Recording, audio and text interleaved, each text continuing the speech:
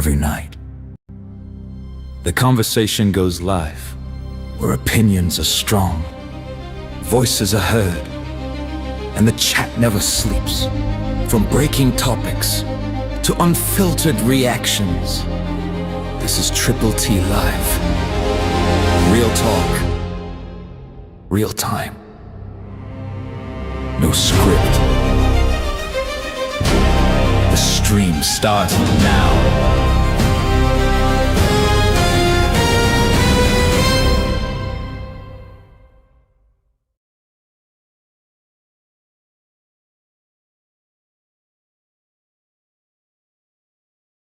Be very costly going up against Larry Bird. You know how Bird is. He feels that when the money's down, no one is better than him. He lined all those balls up to be in the perfect position on that first track. I'm surprised he didn't do it all.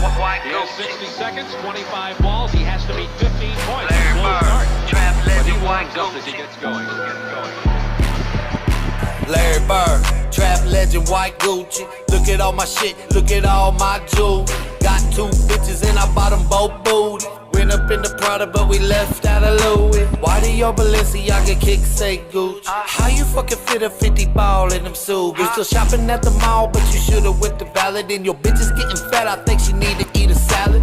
Real dead shit, but I ain't rockin' New Balance. Fuck your girl, then her mama, cause I thought I need a challenge. Talking real pimp shit, you can ash on my floor. I got bitches doing chores, we done did this before. I was trapping like a fool, me and Lil Scoop.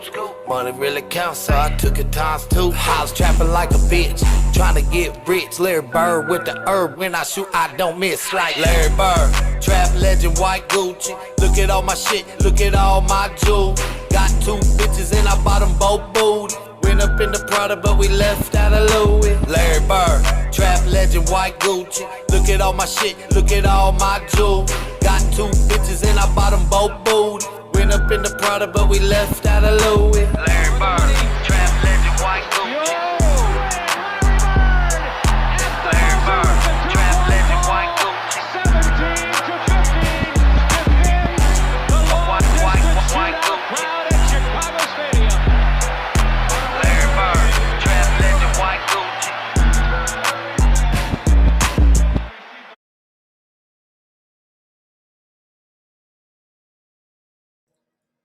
What it do, what it do, what it do. What up, everybody? Welcome back to the Triple T channel. I'm your host, Triple T. I know it's late, but it's Saturday night. And y'all won't believe what I just finished. I've been working today.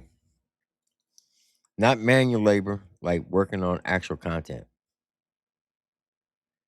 Tomorrow morning at 8:30, I got a very, very special video dropping. I would really, really greatly appreciate it if y'all go view it, like it, comment, and share it. It's 5 minutes and like 15 seconds. And I really think that y'all are going to enjoy it. Because I think I might have something here. I think.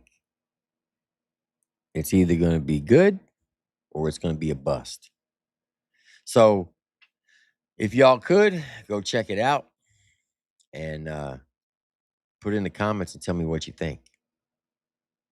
I can't go into details what it is because I don't want to give it away.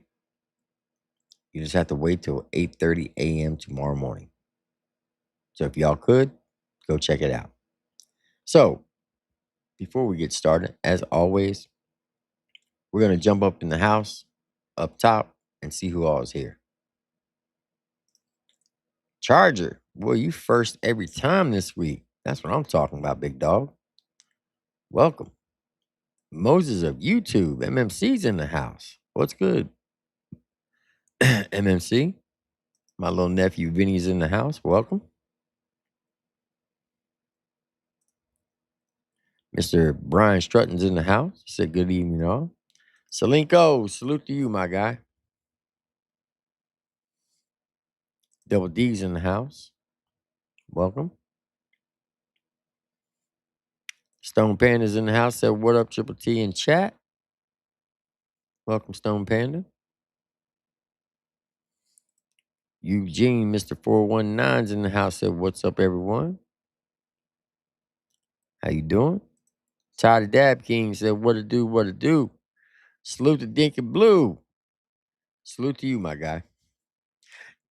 Deacon, unfortunately, I can play your all's latest video, your song. I just can't show the videos because the haters will report my channel for all the guns that are in it. And they will take it, they will strike me and take the channel down. So don't take no offense. I've listened to it. I've liked it. I think it's a fire ass track. I just can't show it because the haters, YouTube won't catch it until they report it. And they will report it because of all the pew-pews. So any artists out there, YouTube is cracking down on firearms in videos. Even if it's you're showing military footage, they will still consider it that you're promoting firearms. So in the future, if you want reaction channels to react to your stuff, you might want to not put any firearms in your videos. I'm just saying. I know that sounds gay, it's unpatriotic, but because of the haters out there, they don't care about any of that. They just want to be hateful and spiteful and trying to ruin people's channels by reporting it. And that's why I'm unable to play, just so you know. What up, Mr. Buck Forrest? It's good to see you again. He said it was a good live. Church is a dunce. That last part I would agree with. I have not watched it live.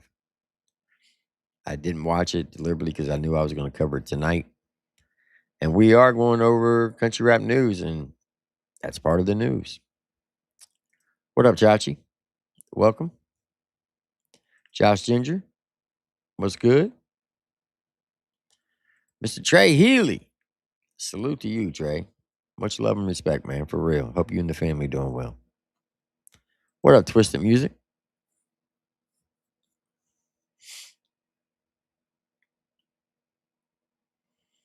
Mr. Tony said, what's up?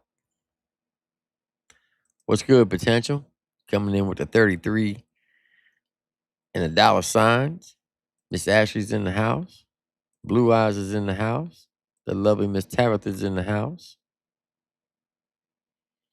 T-Bone said, what's good? It's a burning Death Star for the chat. Damn, man. Why you gotta be like that? I don't even know what the burning Death Star means or what it is. But that sounds terrible. The lovely Kentucky Sweetness Amanda's in the house. Welcome. What up, Sean Boggs? Good to see you.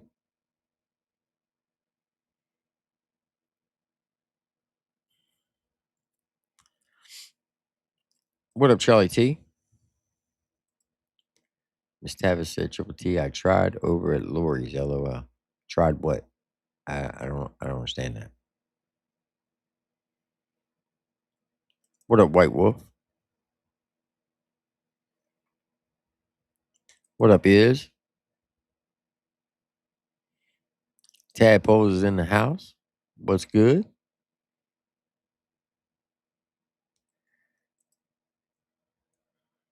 Crazy Cooter Bone. That's a hell of a name. I bet Larry been crying you ain't been playing this any. I play it at least once a week. Prime Outlaw, what's good? He said, Triple T Nation, let's go for sure. I still don't know what the Death Star is. You're gonna have to explain that. That sounds kind of rough. What up, Jennifer Roy? Good to see you. The lovely Victoria Smith is in the house. Welcome.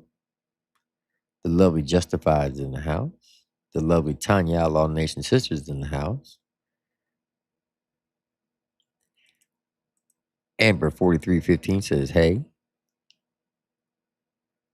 Salute to Lloyd McKinney.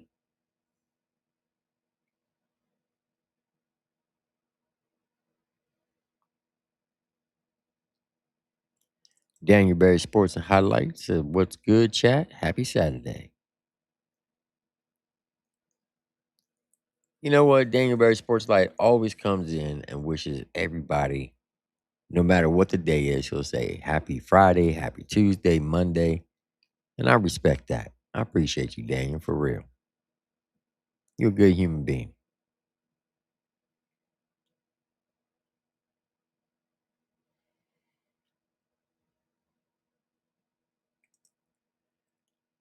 Brian Strutton said the song's finished. I'm not sure.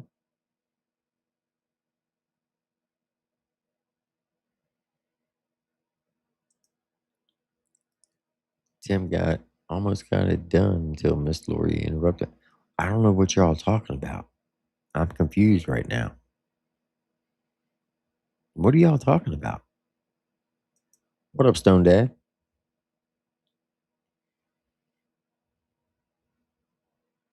Oh, you like my shirt? I thought it was very fitting to wear this shirt tonight since we're the topic that we're going over. You know what I mean? Mr. Paul from Australia's in the house, coming in with the kangaroos. What up, Lee Cody?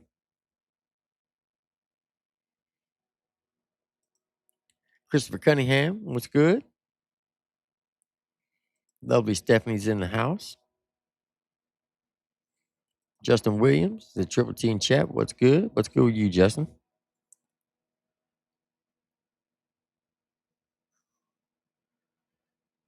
Let's see who else we got.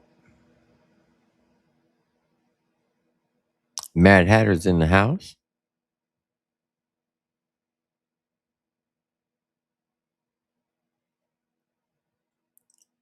Hillbilly Reacts, HBR, what's good? Hope you and the family are doing well.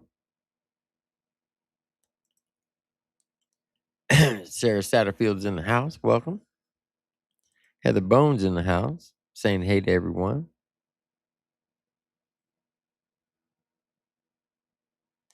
Charlie T coming in with 3 salutes. Appreciate that. My little sister Meg says, hey, y'all. Cali sober in Ohio. So what's good, Triple T in chat? Welcome. Salute to you, Nuggy. You know what's funny, Nuggy? After getting off the panel with y'all today, I got a text message from that old geezer, and he was bushwatching my wife's live stream. And basically told me if I pull up to St. Louis, he's going to put a hit on me. I'm like, okay, all right. Yeah. Talking nice. He's talking nice.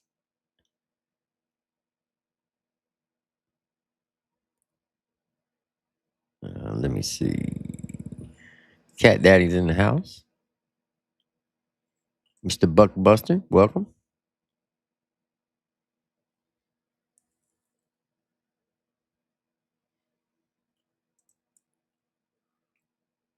Smoke Show, JT coming in with the double X's. Hell yeah.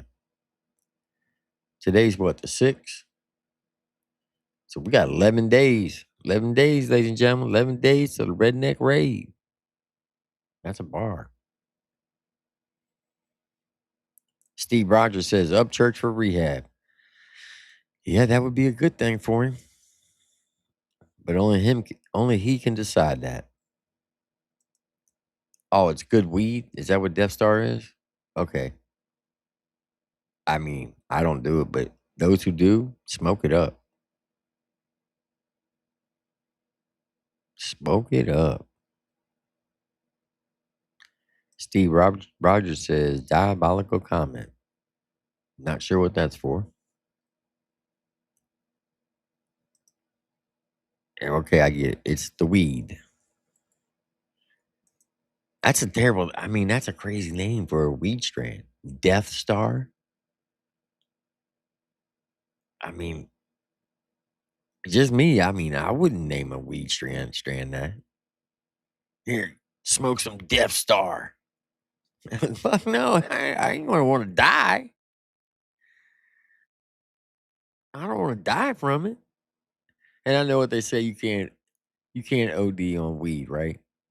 Well, technically, you can't OD on any drug if you think about it. What makes you die from certain drugs is it shuts your organs down. like keeps you from breathing or have a heart attack. But the weed today, that shit's so powerful. It ain't like the weed I grew up on. That shit's like crack cocaine. That shit'll fucking make you think you're gonna die. What up, Partarjay? Jack Rabbit Slim, my guy. Man, I hope you're doing good as well.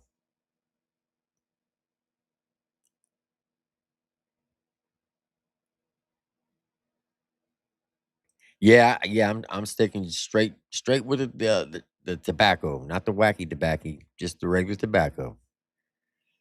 You can call me a puss all you want. I don't care. But that shit's just too potent for me. Steve Rogers said, I'm positive with the energy tonight, just talking shit. Ain't nothing wrong with that. Ain't nothing wrong with that.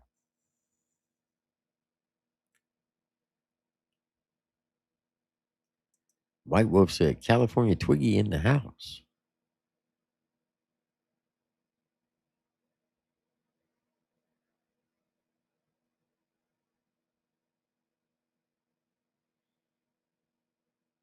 Yeah, I was working on my project earlier when I popped up on Lori's.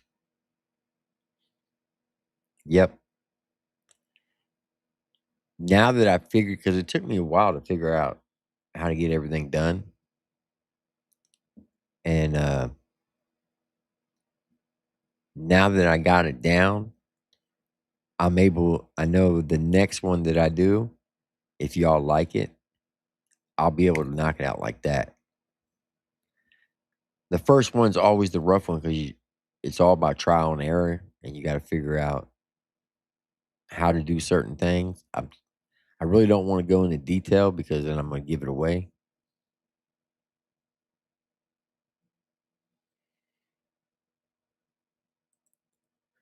Justin Williams said the shit with Triple T. Not sure what that means, but okay. What up, Forrest Smith? Hope you and the family doing well. What up, Nikki 420?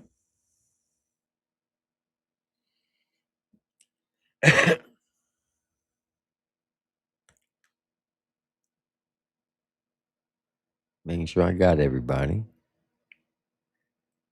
Nope. There we go. Crazy Cooter Bone is in the house. Old geezer. That be me.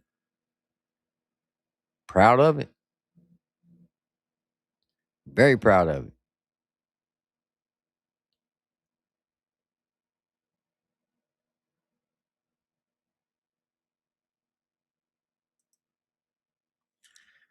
Tim, the guitar player and founder of the band Shinedown, left a comment on Country Rap News Facebook about church. Really? I have no idea who that person is. Miss Tabitha said, R.I.P. Mary Baker. Whoever Mary Baker is, R.I.P. to her. Appreciate that for us. Yes, tell him, Steve. He said all the Bush watchers hit that like button.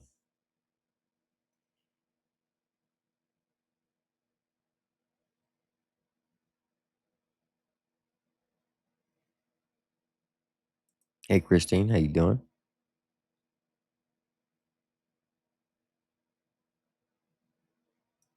Oh, he called church a fucking bozo? Man, that's a word I ain't heard in a while. Bozo.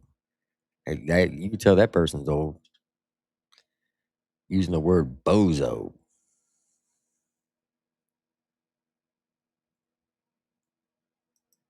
No, Miss Tabitha, she didn't. You got to give her hell about that. Mr. Slayback, how you doing, man? He says, sorry I'm late, Triple T. Did you tell the chat about the video you got dropping at 8 a.m. about how you did deep dive into what there is so many dudes in country rap butt fucking each other? I did not do that, Slayback. Stop. Hell no. That's definitely Gabe. Gabe all the way.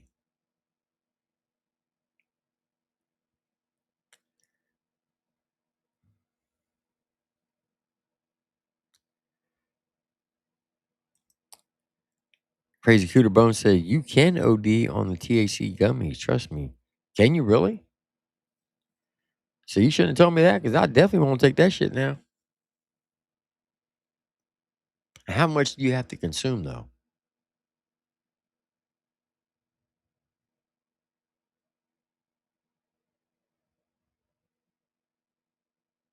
Like, how much do you have to consume? And can you really OD from that? Because I seen a guy on a YouTube video. He had one of those giant gummy bears. And it was like, I guess, like 1,000 milligrams of THC in it. And he ate the whole thing. And he wigged the fuck out. He was puking his guts out. He was out in his front yard, sleeping on the sidewalk. And he slept for like 2 days. I don't ever want to be like that. I'm just saying. That would be terrible. Megan Magoo, how you doing?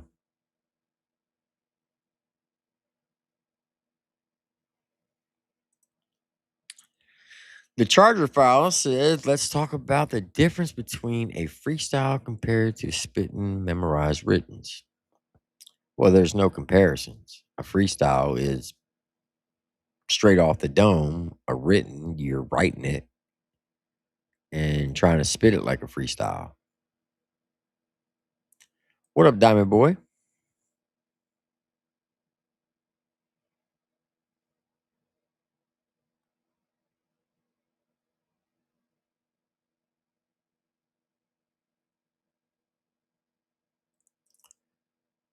Melissa Shaw's in the house. I'm doing good. How are you? What up, Hard RJ?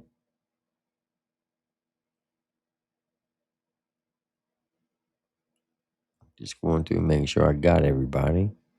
I think I do.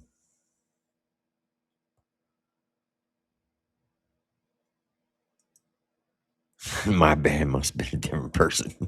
It definitely wasn't me. Now, Nuggy says you cannot OD on gummies. That's bullshit. I don't know. I don't do either, so I couldn't tell you. What up, Junior? Inferno, how you doing? I know you cannot OD on weed. I know that much. No matter how much you smoke, the worst it'll do is just make you go to sleep.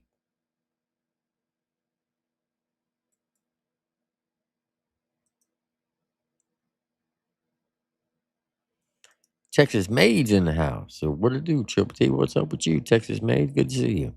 Welcome.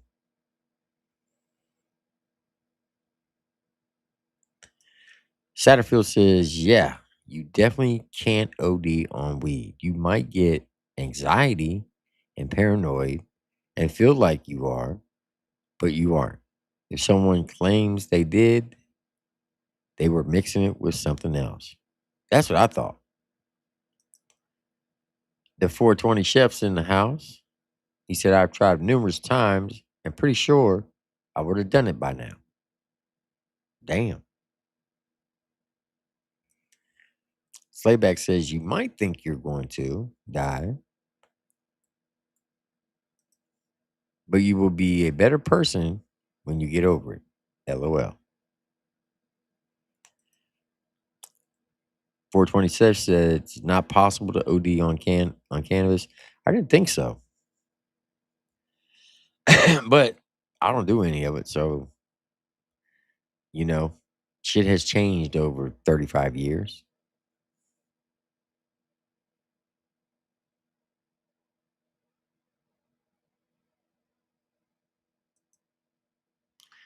So Justify says, I don't smoke at all, but take gummies fine.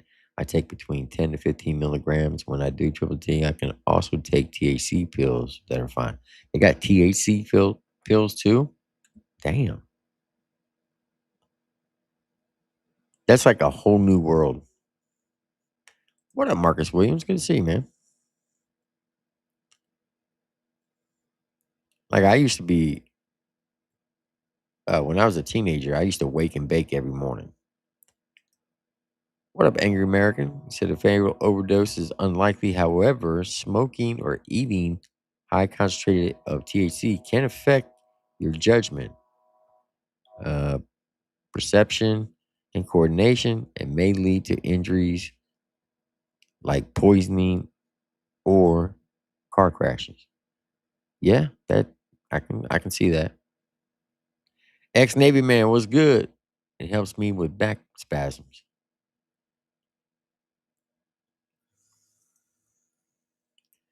T Bone says, "B crapper, you're a dork." And Crybaby crying yesterday on your worthless live stream about Triple T again. Get a life, B crapper. Was he crying on his live stream? Hey, look, I can't help that kid. I can't do it. Bradley Barker, or whatever your name is. Wish you nothing but the best in your endeavors, young man. But just know you said a lot of crazy things, and one day you're gonna write a check your ass ain't gonna be able to cash. And you're gonna come across the wrong person.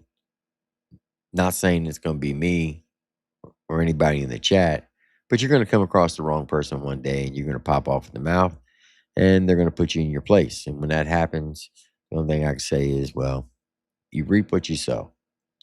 So keep talking shit, young man, and eventually karma will catch up with you, and you will pay with it. Pay for it, uh, most likely through pain. And I don't wish that on you. Hope it never happens. But I'm just saying, you are very reckless with your mouth, and it could definitely come back to bite you. Just so you know. Okay, I think I got everybody. If I missed anybody, I do apologize. Um, we are here to cover the interview that Chad Offbeats did with the lawyer of the Kylie Rodni family. This will be the last time that I cover that whole situation, unless the lawyer comes up on this panel. I'm not going to cover it anymore, unless something happened majors during the appeal process. Then I'll cover it then. But I've been asked to review this video. They say it's very good. I haven't seen it. I don't know the first thing what's going to be said. So I said, okay, I'll do it tonight. But I do appreciate everybody that's here. If y'all could, make sure you hit that like button, hit that subscribe button if you haven't already done so. If you're in the chat, you already have, because it's on subscriber mode.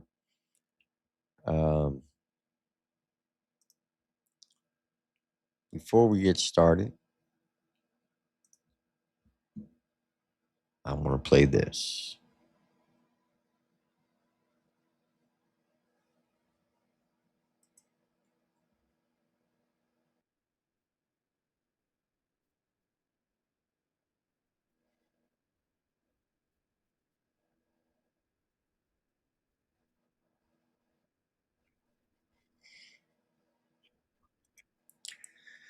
Oh my God, dude. Why are you?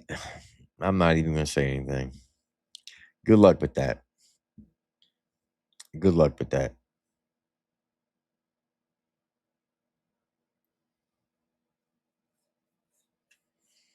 Two protects one. I don't understand why the need to keep going over the Savannah Dexter stuff. You're getting to the point of it's almost like being a stalker. It's kind of weird, but hey, it's your channel. You can do what you want. Hey, Daniel Armstrong, my brother from another mother, said, if Tim don't tell me happy birthday, that means he's part of the LGBT community. Fuck you, Dan, but happy birthday, motherfucker. I miss you, though. Love you like a brother, but you can kiss my lily white ass. Happy birthday. HB in the chat. Hey, just so you know, we had Jesse Howard up on the panel last night, and we played a tribute to Granny Ruth. You know the deal, Dan. You know how much love I have for that lady. For your whole family. And just remember, it's 1 second. I keep telling you that all the time. Don't let it get to you. Don't let it bring you down. And just know that if anything, you should be mad at Granny. Why? Because she's in a much better place than we are. And we're stuck here on hell on earth. Okay?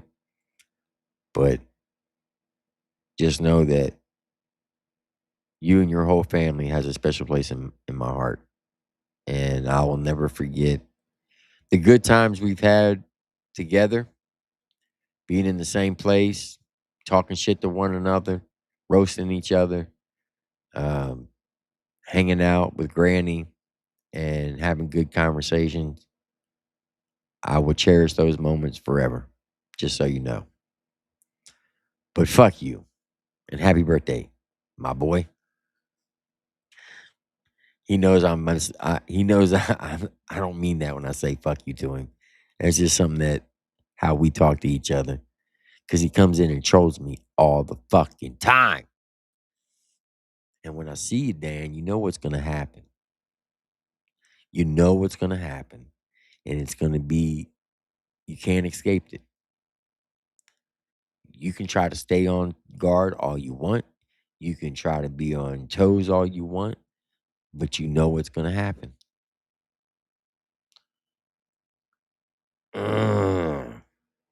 Clockwise and counterclockwise. 1,000. And you know what the fuck that means. So my boy, when I see you, I'm going to get you. But much love to you, though. All right.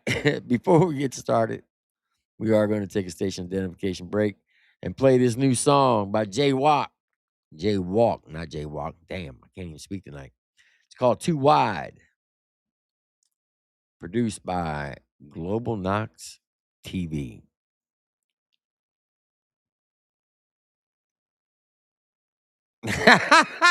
Fuck you, Dan. See, that's what I'm talking about. Always come in talking shit, man. Boy, I swear to God. Swear to God. But anyway, here we go. Y'all know the deal. Sit back, relax, strap your boots on, enjoy the ride. Once this song's done, we're going to jump right up into it. Let's get it. Global Knox got the recipe. Look, Ziploc, clock in the glove box. Whoa.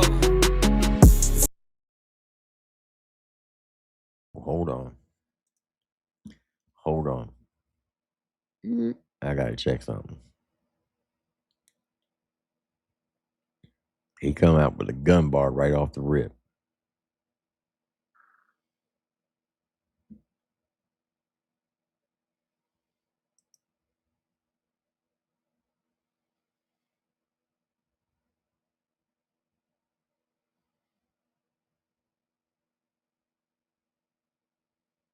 I'm not even going to take a chance.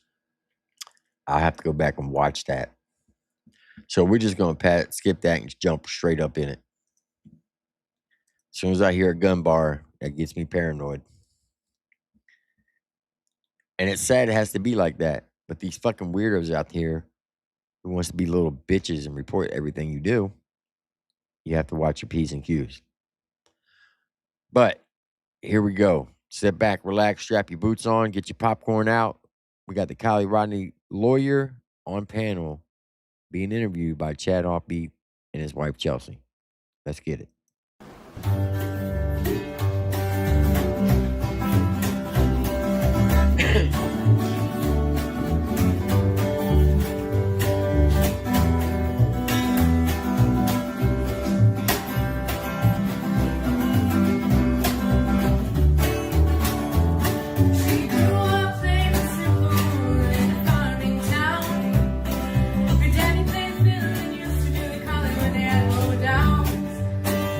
Neighbors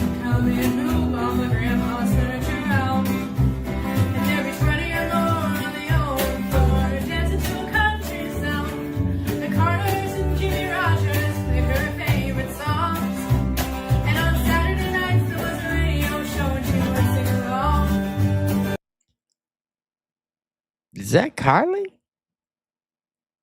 That's her, right? I've never heard her voice. This is the first time I ever heard what she sounds like. And she can play the daggone guitar. Shit, that's more than Ryan Upchurch can do. I'll never forget her face when she revealed to me that she dreamed about singing in the Grand Ole Opry.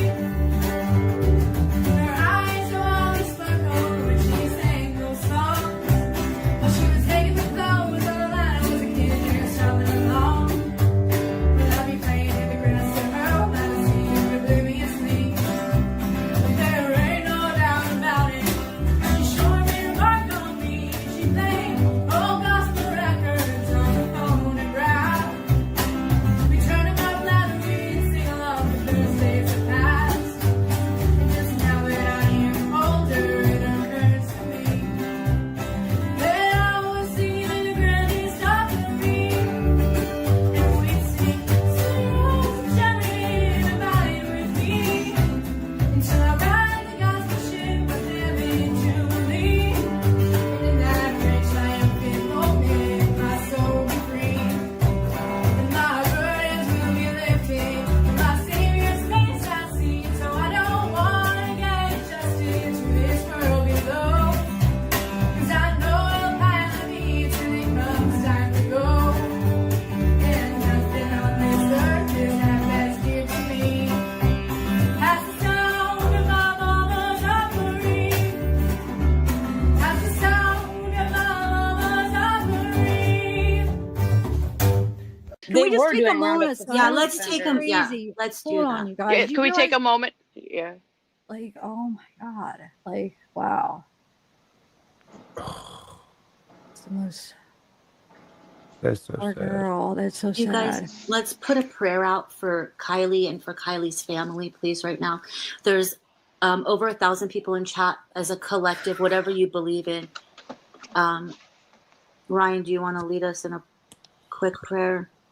Oh my God, Yeah. how sad.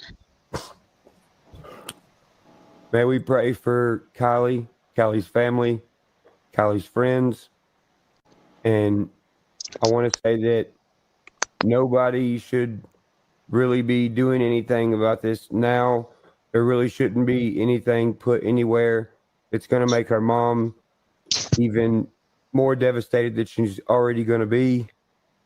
I hope everybody can heal from this. And I hope everybody can watch the community of Truckee and be a little bit more careful and be aware of y'all surroundings so this don't happen to anybody else, and no other mom has to go to sleep with their daughter not in the house with them. Holy shit. I didn't know he did that. He actually prayed for Kylie and asking prayers for the mom? That's crazy. So why would you, if you're willing to pray for her and pray for the family, then why would you continue to say all the stupid shit that you said after she was found? That's mind blowing. I did not know he did that. Amen. Amen. Thank you, Ryan. So remember that stupid bullshit ass fucking family, the Rodnis, with their fucking mysteriously CGI fucking daughter, Kylie Rodni. How dare you talk about Kylie Rodni? Shut the fuck up. The person ain't even fucking real. Ah, he's a fucking moron. A fucking moron. Karma is real, folks. And right now, karma's biting his ass. These motherfuckers dragging people into goddamn court, making us hardworking motherfuckers spend millions of dollars. Not no more. Because guess what, fellas? Oh, yeah, he did say that in the deposition. It's still mind-blowing. Still mind-blowing. The ball's in my court now, and, well, The case is continued indefinitely. No, it was not. But do you know what indefinitely means? Look it up. It means I have unlimited time to not do shit. Thank you to our American government that's fixing shit. Continued indefinitely.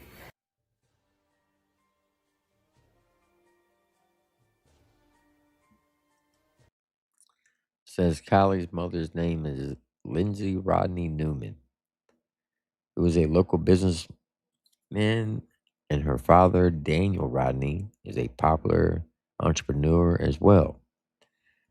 Kylie has a brother who is 8 years old, whose name has not yet been shared by her family publicly. I don't blame them.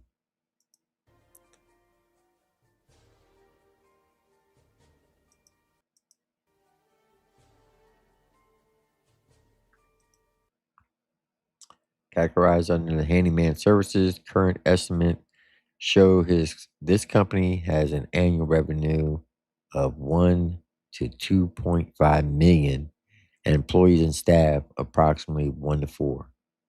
Oh, so he's making bank. Okay.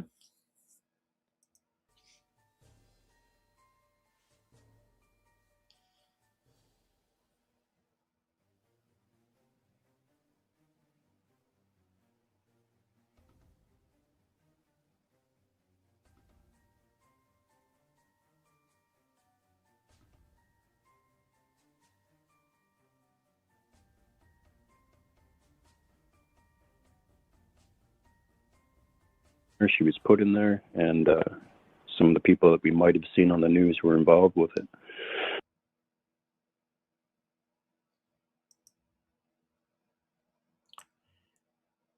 Damn, David Robertson.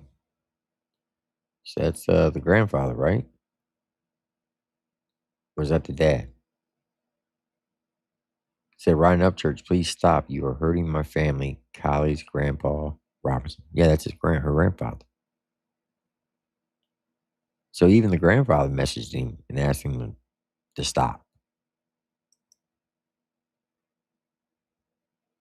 Just keep your eye on people like myself. Keep your eye on me and watch what I'm about to go through in the next few months, and you'll see who the fuck is corrupt around Nashville, fucking Tennessee. I don't give a fuck. I have freedom of speech. I can say whatever the fuck I want to. And anybody that don't fucking back me up on this, then fuck you. You're a fucking piece of shit anyways. You're not American as me. So there's a big difference between freedom of speech and defamation, you dumbass. What you did was slander and defamation. What you did had nothing to do with freedom of speech. Okay? And freedom of speech only goes when you're going against the government. you mean to tell me I've spent $1.6 million on a court case that ain't even went to court yet? Because why? Because I think I don't know if somebody's a real person or not, because I don't believe they're a real person. It don't matter. I've never fucking met this person. I've never seen them in real life. There ain't no fucking videos of them on the internet. They have no social medias. There is no reason for me to think they're fucking real. If I thought the person was fucking real, I would say check me into a psych ward. Now I gotta restart everything and probably pay $1 million more just for saying some bitch ain't fucking real. And I still don't think the bitch is fucking real. That comment right there. You deserve way more than what you have to pay. I know some people might say, well, that's kind of harsh. 18 million's a lot. Now you want me to pay more? Ask yourself this. If it was your daughter, what would you think? Because I guarantee you, if the roles were reversed, and God forbid if it was his daughter and somebody did what he was doing, he'd be the first one to get on the fucking internet and be screaming at the top of his lungs that they need to be canceled. They need to get somebody to put hands on them. He would be doing all the crazy shit trying to get to that person. And you know I'm telling the truth. So no, I don't feel sorry for him. Because he should have took the fucking offer on May 11th. May 11th, which was a Monday, they said, look, we'll settle out of court for 500,000. 500,000. Nope. Let's go to trial. Went to trial.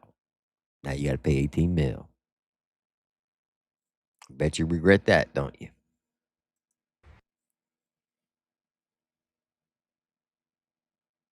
Now I'm down here getting sued by some fucking cocksuckers from California because I said some fucking AI person they fucking made on the internet ain't real. Is there a limit to what people can and cannot say in discussing theories around crimes? WSMV4 investigative reporter Stacey Cameron looked into a federal lawsuit facing a Nashville YouTube star and reveals how it could shape the way.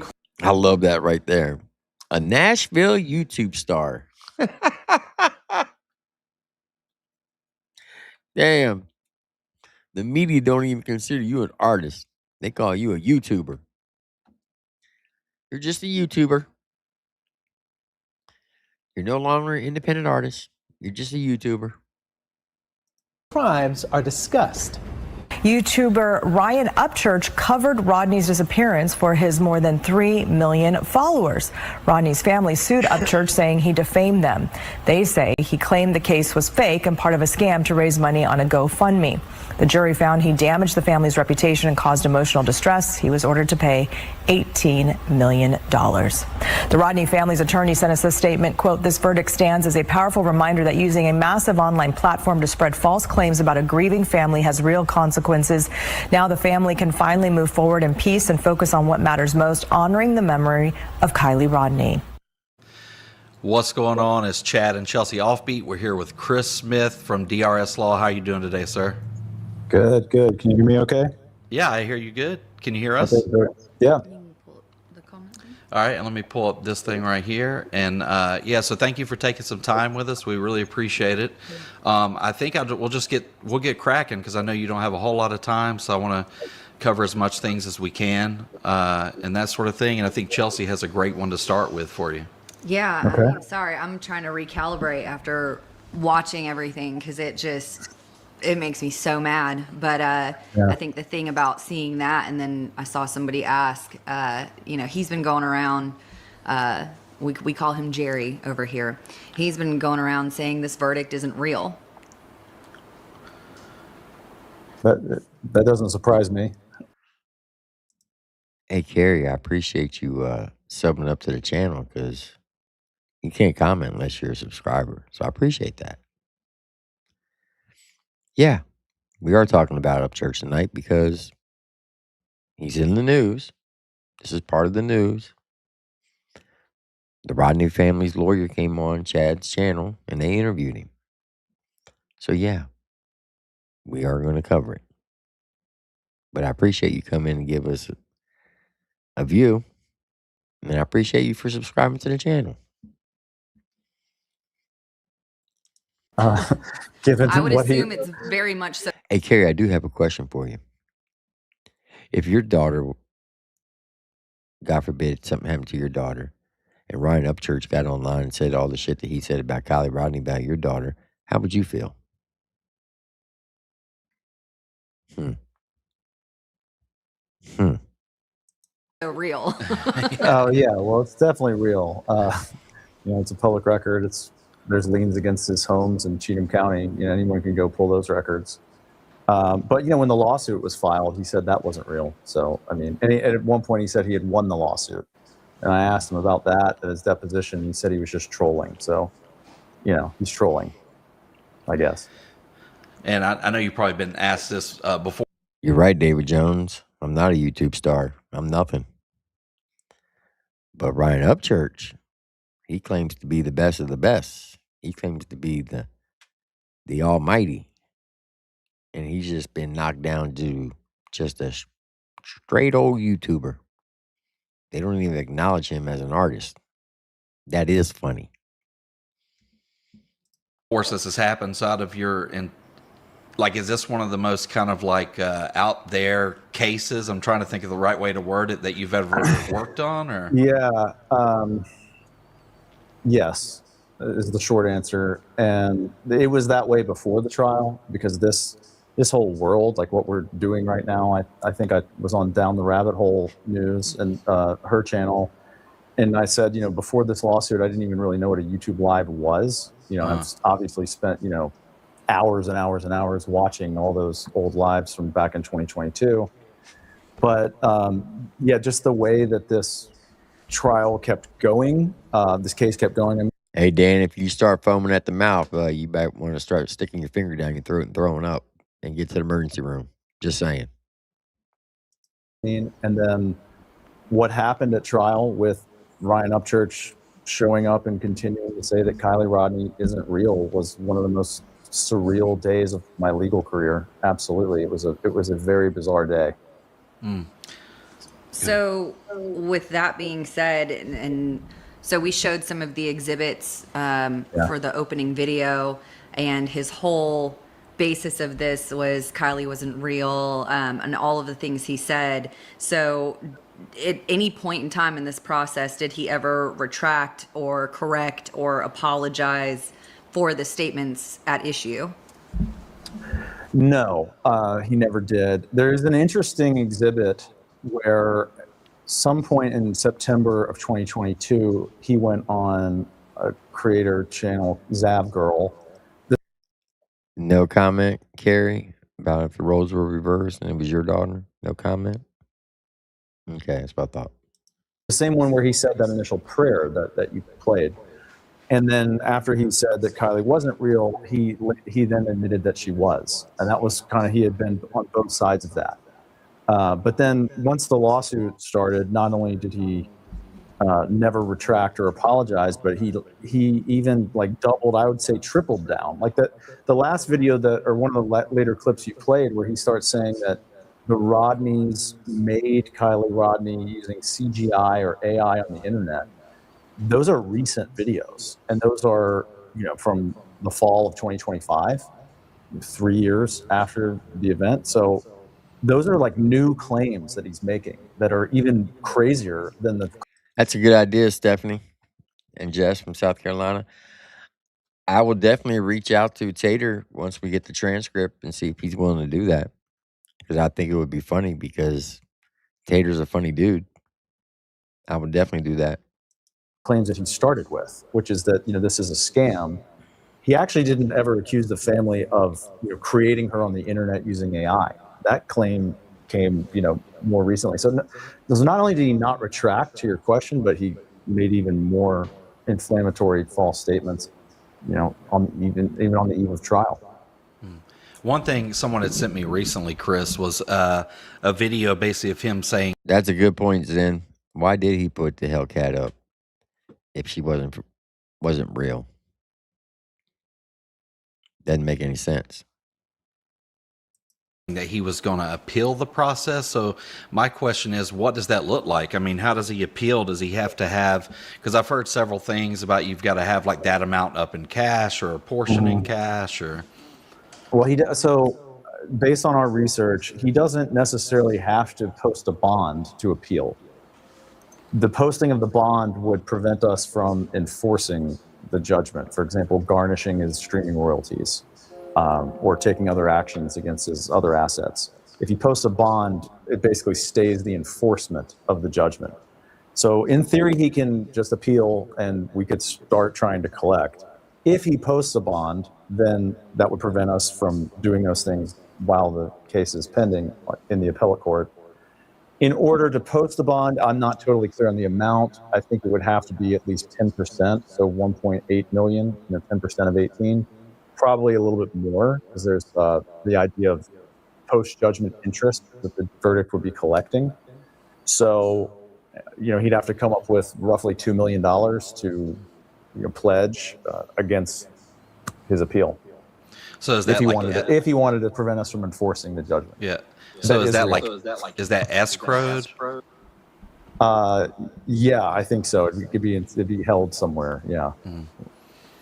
And I'm trying to be mindful of people asking questions that, because so many people have so many questions about this. Yeah. I do see that our friend Zanime is in here. I do see that Mr. David Robertson is in here. Thank you, sir, for your Great. time as well.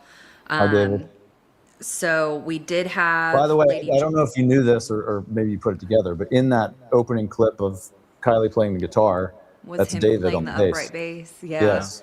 And Yes. And I just want to say something about that. I know we have a lot of questions, but I do have more time because it's the evening now and I'm at home, I'm not working.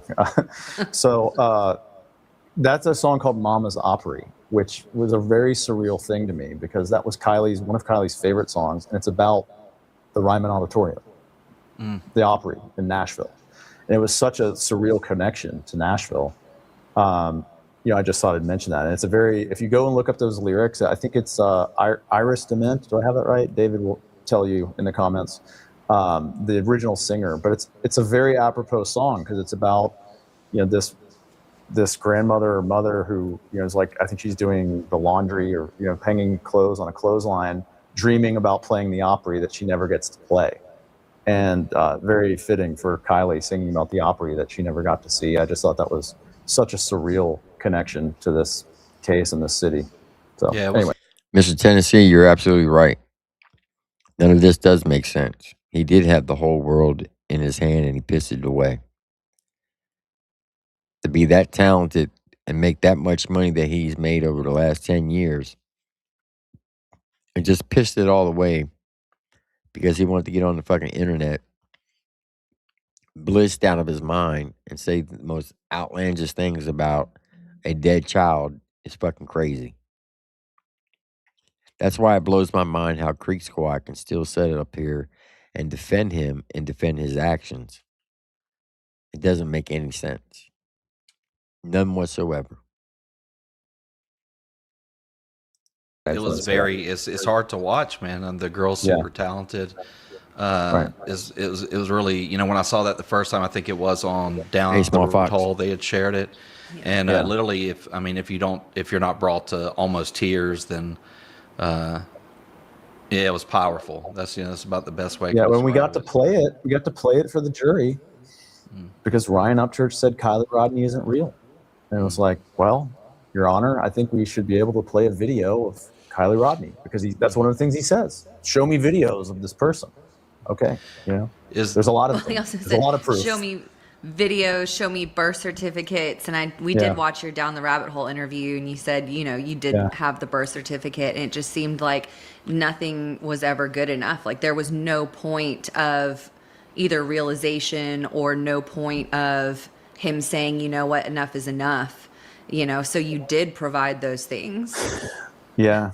Well, that was part of the clip. That was a clip from the live where he said something like, "Oh, all you got to do is show a birth certificate." And so we played that clip, and then showed him the birth certificate, and then he tried to tell me that the birth certificate wasn't real or there was a flaw in the document or something, and it was all downhill. Was there an audible gasp in the courtroom when that was? I don't know because I was so lasered in on what I had to do, cross-examining him. But my brothers, who were attorneys in our firm, were at the the counsel table, and they would later tell me what they observed from the jury. There was one point during his direct exam where he starts talking about how part of the reason that he didn't think Kylie was real is because the rims on the Honda CR-V didn't match up, and apparently one juror visibly rolled their eyes at that. I didn't see it, but that's what my brother told me. So. Audible gasps, I don't know, but there were definitely reactions that you could perceive, for sure. And that happens a lot because through our extensive experience with him, unfortunately, it will be the smallest thing that he chooses to fixate on. For example, he and Chad were in an argument or something, and Chad had said, I don't know, dude, sound the alarm, call the cops. And he's like, sound the alarm, what do you mean? Just hyper focused in on those little things that have no relevance. So I think that just that train of thought was probably huge in the way he went into this, and it's so irrelevant. I feel like all of it was so preventable, and it was such a waste of time, and here we are 2026 and, you know, Kylie passed 3 years ago. I just hope that there's some peace that comes out of this finally, or something good that comes out of this finally. What's wild? What's really wild to me is how many of his fans can get behind something like that. You know, that's what's doesn't make sense to me. I've never been so engulfed in an artist or a musician or a celebrity to the point where everything they said was gospel. It's just wild because we've experienced it firsthand too. Yeah. People coming by your home, doxing your number, your address. Yeah, that Creek Squad, you know, that was another thing. You know, he had the Creeker tattoo on his neck that he had gotten at some point because he didn't have that tattoo in the videos, you know, that in 2022. And there was some discussion. I think one of my brothers was like, you need to explain to the jury, like, what that tattoo is, you know, that it shows Creeker because it connects to Creek Squad. Because he had this whole thing about, you know, there's no official membership card to the Creek Squad. Like, it's not an official thing. And I said, no, I'm not going to explain this tattoo. The jury is going to figure it out. You know, they're going to read that. They're going to be like wondering, what is that on his neck? And they will get it. You know, but to your thing, I mean, yeah, I think that there's an identity that gets, you know, he's a cultural figure to them. You know, I think a large part of his appeal is that he's like so much more extreme than any other person. You know, and he'll cross lines that no one else will cross, and that, you know, people view him as a kind of hero figure to them. I mean, I don't know. This is well beyond the realm of my expertise. You know, I'm a lawyer, not a psychoanalyst. But you know, that's just kind of because I've seen those comments too. You know, and I've obviously a big part of the case was that those people came after Daniel Rodni and David Robertson, and, you know, believed that Kylie Rodni wasn't real, believed that Callie Ross was Kylie Rodni, came after Callie Ross. I mean, you know, that this had a real world impact for sure. Because of his, I don't know what you call it, charisma, aura, whatever, you know, but the worship status that his fan base has for him. Well, a lot of cult leaders and serial killers and people like that had charisma as well. So that's kind of a low standard. But did you experience, because I know your name was the public court documents and stuff like that. I mean, obviously you were representing the family. Did you experience any kind of harassment during the process from anybody? No, not harassment. He did post my name to an Instagram video that he subsequently deleted, where he said that he would be the biggest loss of my legal career, which is a now deleted Instagram video. But no, what we did get was, I mentioned at the top where he initially denied that the lawsuit was real. And so we had people calling our office just saying, I just want to know if the Ryan Upchurch lawsuit is real. And that was like a lot of phone calls that we got. Wow. People just asking that question, wanting to know what was going on with that. You know, and there was a lot of reaction to that News Channel 4 story that we did. A lot of negative comments from his people on our social media and stuff like that. But thankfully nothing offline, real world.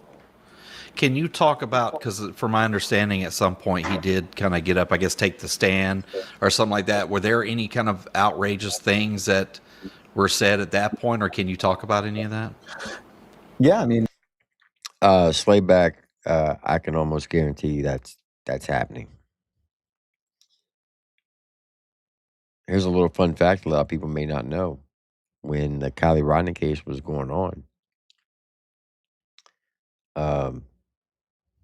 I was told that there were certain YouTube channels being watched by the federal government, and they were being put on a list.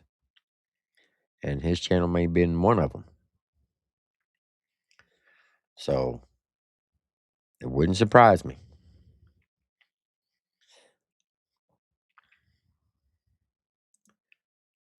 Jack Rabbit said the FBI looks at Creek Squad as a bunch of short bus shotties. Yeah, you're probably right about that. Anything that happened at the trial is the public record, and the transcripts will be released, you know, whenever they're ready. So what specific? I mean, can you maybe ask? Just anything that stuck out. Testimony. Yeah. Oh well, I mean, you know, the main thing was I didn't know. You know, he had, and you know, the whole history of his legal representation, because I guess you were kind of there during that, and you know, the shuffling of the different lawyers. But he ends up with these lawyers, Dennis Disney and Barry Schrum, who are very, you know, professional, nice, respectful people, and all during the trial, you know, they were offering their condolences and apologies to David and Daniel on the loss of Kylie. And so I thought for half the trial, there's a chance that when he takes the stand, he might do what Alex Jones did and say, you know, I'm sorry, I was wrong, but here's why I thought what I thought, but I now admit that it's wrong. And so when he did not do that, and he started talking about rims on Honda CRVs that don't match up, and Kylie is, you know, he's still not sure she's real. He's still not sure that these are really the people that, you know, they claim to be, David and Daniel. And at one point, I was like, do you want me to go get his driver's license? You know, when that happened, that was just a surreal moment, because I really wasn't sure he was going to do that, just based on the way his lawyers had been kind of treating the whole case, you know. And then, you know, then he started talking about, you know, the Cajun Navy and people wandering through people's backyards in Nashville, and just all manner of, and it's hard to communicate like how fast he was speaking. It was really like rapid fire. Like you'll see it in a transcript, but he would be asked a question, and it would just be like just paragraphs, you know, of response that weren't necessarily even responsive to the question. And in fact, I think I objected at one point to one of the questions. But that whole direct exam was just utterly bizarre, because again, he was sitting there telling this jury that, you know, he still thinks Kylie Rodni isn't real. And, you know, I think it was a big mistake to have testified that way or said those things. In your opinion, and it's allegedly, I don't know, do you think he was altered at the trial? Did he seem like not like, is that something you can even comment on? Or I mean, it would just be my opinion, but the thought did occur to me, you know. And it kind of threw me off my game, to be honest, a little bit, because I knew I wanted to ask him about the birth certificate, and I had a whole cross-examination of, like, you know, all the different exhibits and everything I wanted to do. But after his direct exam, I think we took a 5-minute break so I could huddle up with my brothers, you know, other lawyers on the case, and be like, okay, like, what do we think of that now? Like, that was crazy. So what do we do here? And I ultimately just decided to go forward with the cross-examination I had planned. But I mean, it was truly a wild day. Looking back, do you think that was a tactic that he was trying to employ to intentionally throw you off your game, or do you think that was just genuine coming from him? Okay, now this part is allegedly, in my opinion, this chat. No, I think that, you know, the prior lawyer, Cynthia Sherwood, who he's thrown under the bus, who I just want to say publicly is a very good lawyer and did a very good job in this case. You know, I think she tried to get him to settle the case, and he wouldn't do it. And he wanted to go to court and make this, you know, First Amendment argument, that crazy stuff that he said in those videos you played. You know, I haven't even gotten to court yet. At one point, he was like, "Thank God I'm finally here," and he like took his arms, like outlined the witness stand. I think he just wanted to go there and explain, you know, his whole theory. I mean, they played that video. I don't know if it's interestingly one of the only ones he ever deleted on his own, where he was talking about fake police departments and, you know, the fake public information officer for the sheriff's department. He played that video as if it would, you know, explain why he, you know, his thought process for why Kylie was not real. And, you know, I think that's what he wanted to do. I think that was the defense that he wanted to play. So I don't think he was doing anything to throw me personally off my game. I just, again, the way that the trial had moved, I just thought that there was a strong chance he might actually come up and, okay, I was wrong, Kylie's real. You know, I don't think the verdict would have been $18 million if he had done that, right? I think it probably would have been smarter if he had done it that way, but he didn't. So. And I know one thing you mentioned when I watched Down the Rabbit Hole is that you guys didn't set the amount, if I understand correctly. Like Right. that was his fellow Tennesseans that went together and came up with that. Is that correct?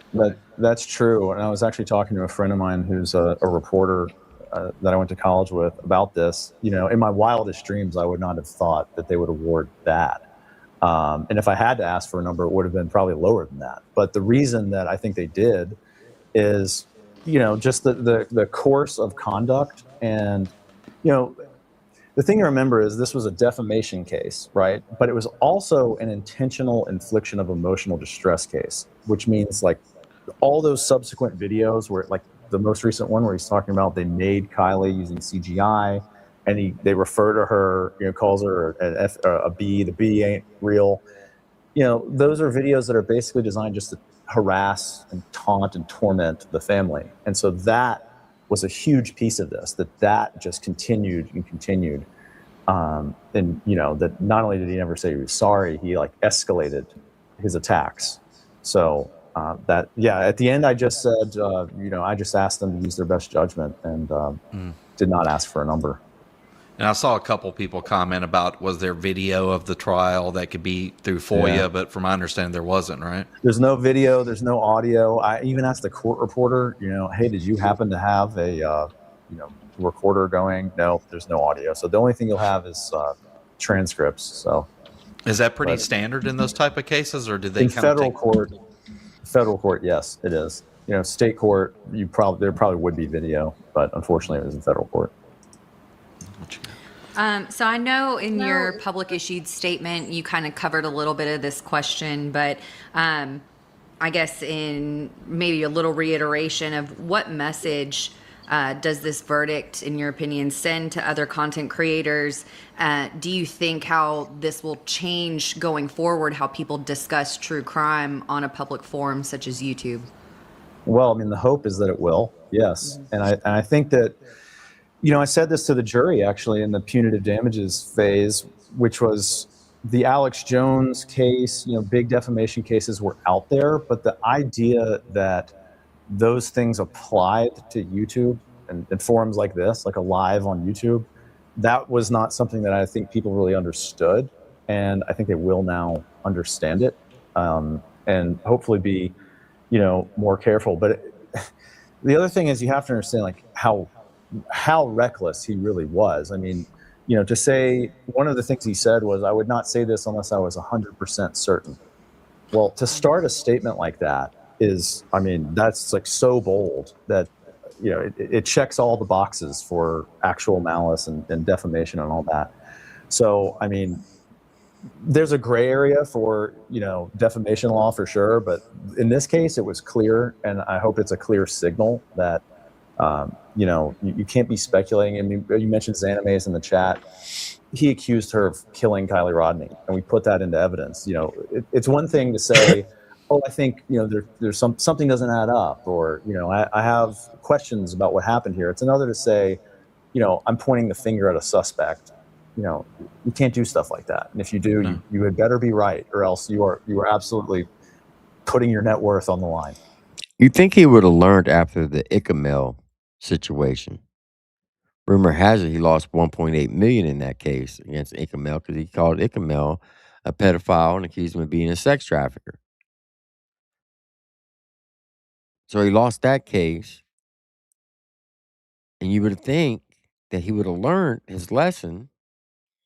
And when they offered him, because before they went to trial on Tuesday, on May 12th, the judge ordered that they all go to the chambers, the lawyers, church, and the Rodney family, go to the table and try to come to some type of resolution. And I was told that they offered to settle out of court for $500,000. I was also told that allegedly his lawyer said we could beat this, and church took what the lawyer said and said, okay, let's take it to court. And now he's fucking having to pay $18 million. How dumb can you be? Yeah. I always found it weird too. I know this is a little off topic, but the fact with him attacking like Xana May's military career, my military career, and a lot of other people. Go ahead. Sorry. Oh no, it was kind of a two-parter. Yeah, Just kind of piggybacking off the last question. So, do you think that this case, especially since this is a historical landmark jury verdict, do you think that this is going to be an anomaly, or do you think that was this the Ryan Upchurch anomaly, or did this set kind of a new precedence of people using this to see how far they could toe the line?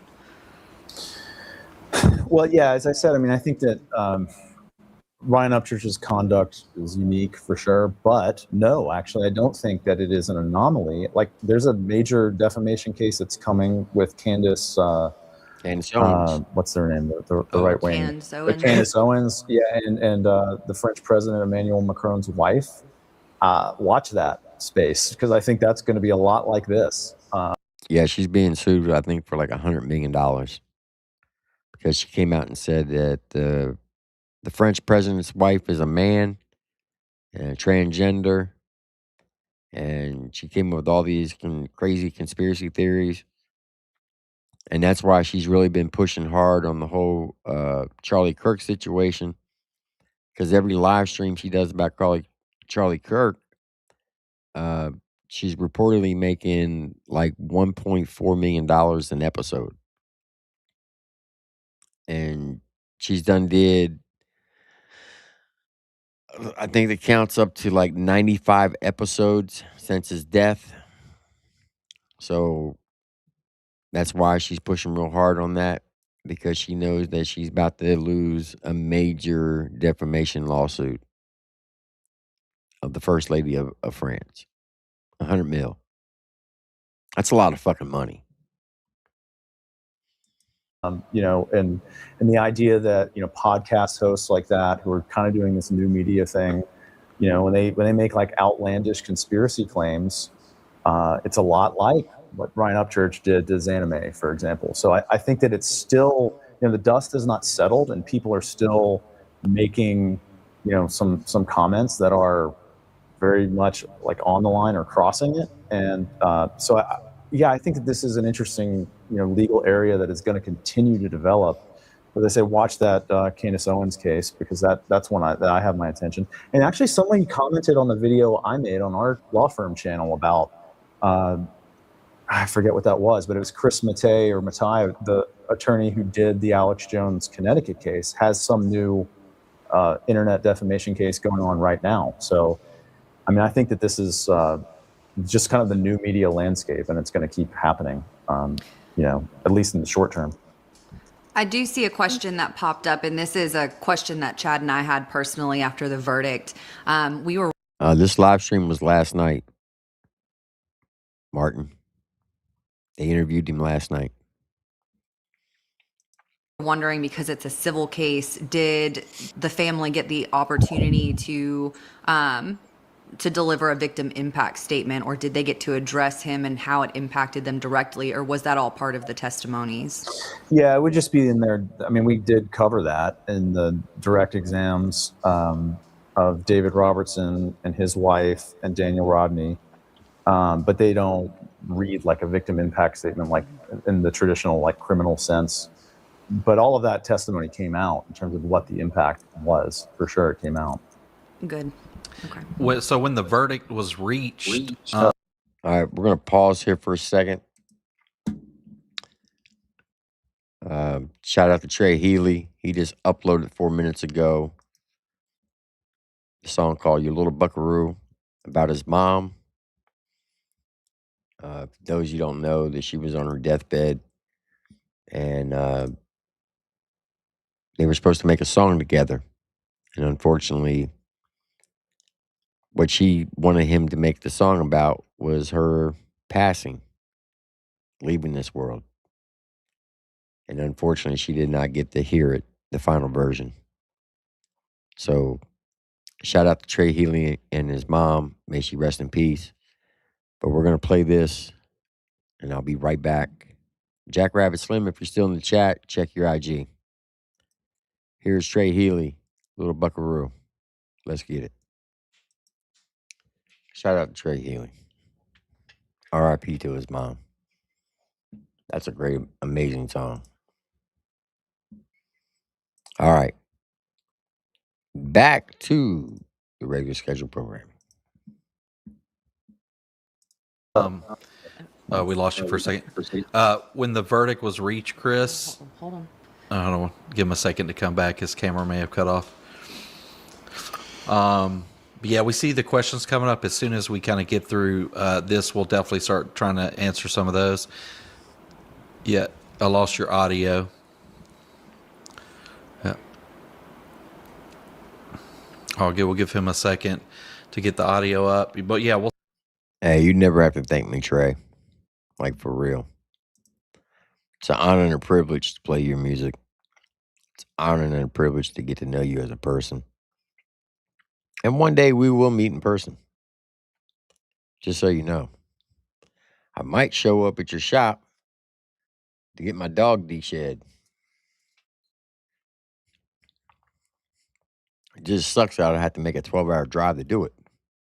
But I might have to. Hey, TJ Sanders in the chat.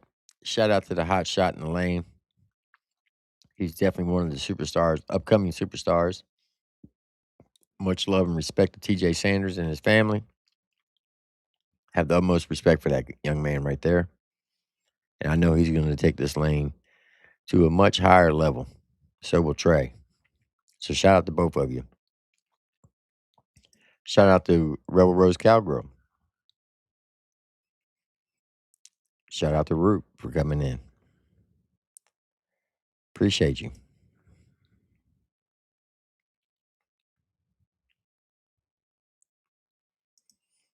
All right, here we go. Start going through some of these questions as well, especially the ones that I see some really good ones popping up. Just want to be mindful of Chris's time. So, it's a terrible laptop now. My camera got too hot and it died. Well, that first camera was a good camera. I need to find out what you're using when you're one of those. You can't rely on it if you want to go deep, I guess. Yeah. So my question I was going to ask is, so when the verdict was reached and it was announced, what was his reaction? I don't know, because I was just so like each number came out and I was writing it down. I was so focused on it. I didn't see what he did or said. So I can't really say. I do know that there was a brief recess, and when we all came back in, his lawyers basically stood up and said he intends to appeal. So, they must have had that conversation. Yeah, have they appealed? And is there a time frame to appeal? There is a time frame to appeal. Sorry, let me just move something around here. Yeah, there is a time frame to appeal, but I think it's 30 days from the judgment. So his clock has not run out yet. If the appeal, like if it passes that time frame, then what's the next step? What happens next? You mean if he doesn't appeal? Yeah, if he doesn't appeal it. Then we can start enforcing the judgment and collecting. So does that mean for the time being, like it would be kind of looked down upon if he started getting rid of assets, started selling things, stuff like that? Yeah, certainly. If he starts, trying to evade, enforcement and dissipate assets and all that, that could be the subject of a whole new set of litigation, on those trying to set aside allegedly fraudulent transfers. Yeah. Or you feel like you had one? No, I was just going to ask. We wrote down a few questions that we wanted to know. I wanted to know personally what you think the biggest misconception that you've heard or seen that people might have about this case is. Yeah, there's a lot. So the most recent video I made on our channel was about free speech and this idea that any of this would be protected by free speech. So, I think that was a big one. Another one is that Ryan was singled out for his money. That's a huge misconception.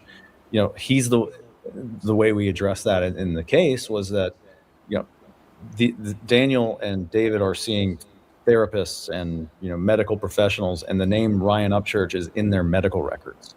So this idea that, the other creators were saying crazy stuff. It's like, well, were other creators in their medical records because of the harm they did to these people? No. And by the way, I have never seen anybody else that said Kylie wasn't real or to me, that started with Upchurch. If someone can suggest otherwise, I don't know. But, he didn't put any proof of that in. This idea that there were other people saying the same thing as him, his case in chief, his defense case, he did not produce any evidence of that. So that's another misconception, I think. Was that something that he was asked to do? Like, I know in criminal court, you have to prove your case, or was he asked okay, prove she's not real? And did he get to go through his line of ridiculousness as to why he thinks she's not real, or was that kind of cut off at the knees? Yeah, I mean, he tried to explain his opinion. I mean, to your point, he has no burden of proof. We had the burden of proof. But I'm just saying, if his defense is other people were saying it too, which, by the way, isn't a defense, right? I mean, it's, if you have kids, the other kids were doing it too, or you go drag racing with your friends. The other guys were also driving 100 miles an hour through Broadway or whatever. It's not a defense. But even so, there was no proof of that had happened, that other people actually had said those things. So, and those people were just echoing his sentiment. He was the one who came out from the starting. Let me say this. I know a lot of people have come out and said that Father Sons Reacts, Power Strokes, and Captain Kurt should be held just as liable. The problem is, none of them said that she wasn't real. It was only Ryan who said it. Also, I do know, no matter what the one in Paintsville says, there was a cease and desist order put out. And when that cease and desist order came out, that's when the panel of Ryan Upchurch, Captain Kurt, Power Strokes, and Father Sons Reacts broke up. But Upchurch kept going. Captain Kurt, Power Strokes, and Father Son Reacts, they stopped. So just keep that in mind when people go around spreading these false allegations. Okay? There was a cease and desist order put in play right before they actually filed the lawsuit in August of 2023. And Ryan Upchurch said, fuck that. They can't stop me from speaking my mind. I have freedom of speech. Well, the other three channels, Captain Kurt Reacts, Power Strokes, and Father Son Reacts, said, well, I'm not willing to take that chance. So they backed out. And Ryan kept moving forward by himself. So that's why after August of 2023, you don't see any more panels of all of them on it. There's a reason why. So don't listen to the hatred of other people spreading lies. Gate full force on this and enticed people to share in his point of view. Right. So, Welcome, Lady Tracy. oh, We got an intruder. No, I'm just joking. So one thing I was curious about, and this is allegedly in my opinion. So let's say that one of his homes was put in a trust or something like that. Does that mean is that something that you can't guys touch, or how does that work? Just mean more red tape, or It's more red tape. If he allegedly transferred a home or purchased a home in the name of a trust while this lawsuit was pending, then that could be a fraudulent transfer, potentially, and the subject of a new lawsuit to set aside that transfer and to pierce that trust and to get at the assets in that trust. So what does it mean? Because there was one point, and this is also my opinion, one point while I was working there, he was convinced that the Ghost Ranch loan wasn't a real loan, and there was a period of time that he just stopped paying on that. What is that something like? Let's say that if he elapsed on payments and the bank steps in on that, is that something you guys can still kind of intercept, or how does that work? I'm not exactly sure because we do now have a lien on that particular property. So I don't know how that would work between the bank's rights and the rights of the Rodney Robertson family. That would probably be some more red tape, another thing we'd have to fight through. But that's interesting. That's another thing he doesn't believe is real, I guess. This is banknote. So, Yes, he didn't have to. The bank loan wasn't real. The IRS isn't real, so he doesn't have to pay the taxes. The IRS is going to be abolished by Trump, so he doesn't have to pay his taxes. Oh. He heard that on good authority from a friend that he has who's best friends with Donald Trump, apparently. So allegedly. There's a lot of his litigation strategy reminds me of Donald Trump's. That's a real legal take, actually. We can put that down in the notes. What evidence do you feel was the most persuasive to the jury? I mean, I think that those later videos that you played, where there's the Instagram story videos where he's using all the foul language, I think that was really impactful to the jury, and I also just think that his direct testimony changed the whole course of the trial. That because he didn't have to. Back to the point, he did not have to testify at all, and I actually do think that if he hadn't testified, the number would have been lower. I mean, I have no way to prove that, right? That's just my sense. But as I said, I mean, his testimony was a dramatic day, and I don't think it helped him at all. That's a good question. Someone said, is there plans to put a lien on his music catalog? Yes. How long did it take for the jury to return their verdict? 3 hours. Damn. Wow. They at one point sent back a question that. Damn, 3 hours? That's pretty fucking quick. 3 hours. Think about that. That's normally half a live stream that I do. I do on average between 4 to 6 hours. So 3 hours. Come back guilty, 18 mil. That's fucking crazy. They asked about receipts because we didn't put. So, for example, the plaintiffs, David and Daniel, had purchased security cameras, because they feared for their safety, and they had obviously gotten medical treatment. But we didn't put any of those bills into evidence because we didn't want to anchor the jury to some low number, like the cost of a Ring camera at Best Buy or something like that. And so the jury sent back a question asking if they could see those sorts of documents. And what was interesting about that to us is that you wouldn't be asking that question unless you had already checked the box yes that he had defamed them. So when we got that question, we felt pretty good that they've decided that, like, we've proven the case. Now they're getting to what should they award for the money. Right. And so that question came back, I don't know, maybe about an hour and a half, and then it took them another hour and a half to come back with the number. Yeah, I mean, you can put a price tag on a Ring camera, absolutely, and that's something you can Google. But the point of it, and I'm glad that they seem to recognize it, is the feeling that you have on the way to buy that Ring camera because you are so distressed and you're going through what you're going through in your life, and it's being caused by this other human. And that's, I hate to say you can't put a price on that, but I'm really glad they were able to put a price on that to hopefully deter, like you That's fucking funny, Dan. You're hilarious. said, any kind of future. There was that just reminded me of some testimony I don't think I've mentioned.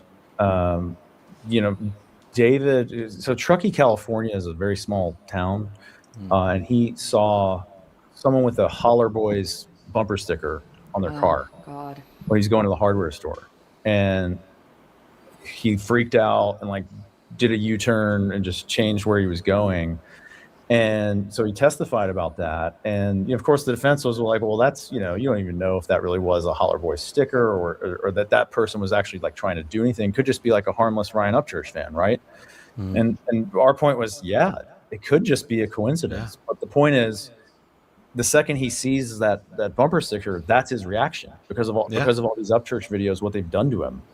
That he's terrified of even probably a harmless Upchurch fan. Like, we concede that, probably a pure coincidence, but that's the toll that it takes on you, to see these things after. You don't know if they're harmless or not. I mean, we've experienced that. We've been somewhere completely different and seen an HB sticker, RHEC sticker, and our first thought is to just try to avoid that person. I don't know if they've just forgotten or not cared to scrape that sticker off, or if they're avidly listening to everything that he puts out and they're sharing his viewpoints of all of these people that he's calling to harass or to be violent towards or investigate them, find out everything else, like ruin their life essentially. So it's a very stressful place to be in, and it just something as simple as seeing that sticker on a vehicle, you shouldn't have to have that feeling in your everyday life.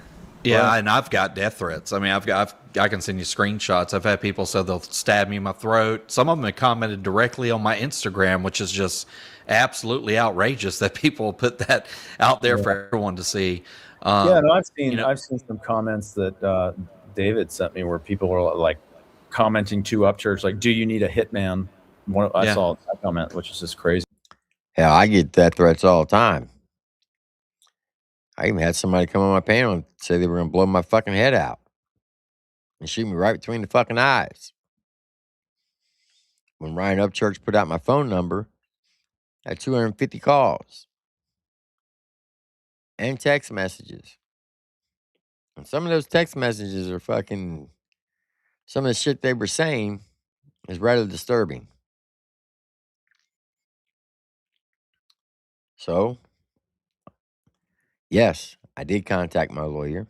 My lawyer said, print them out, bring them to me. We'll keep them on file. And if anything happens, then we'll go from there. But yes, Creek Squad does send out death threats.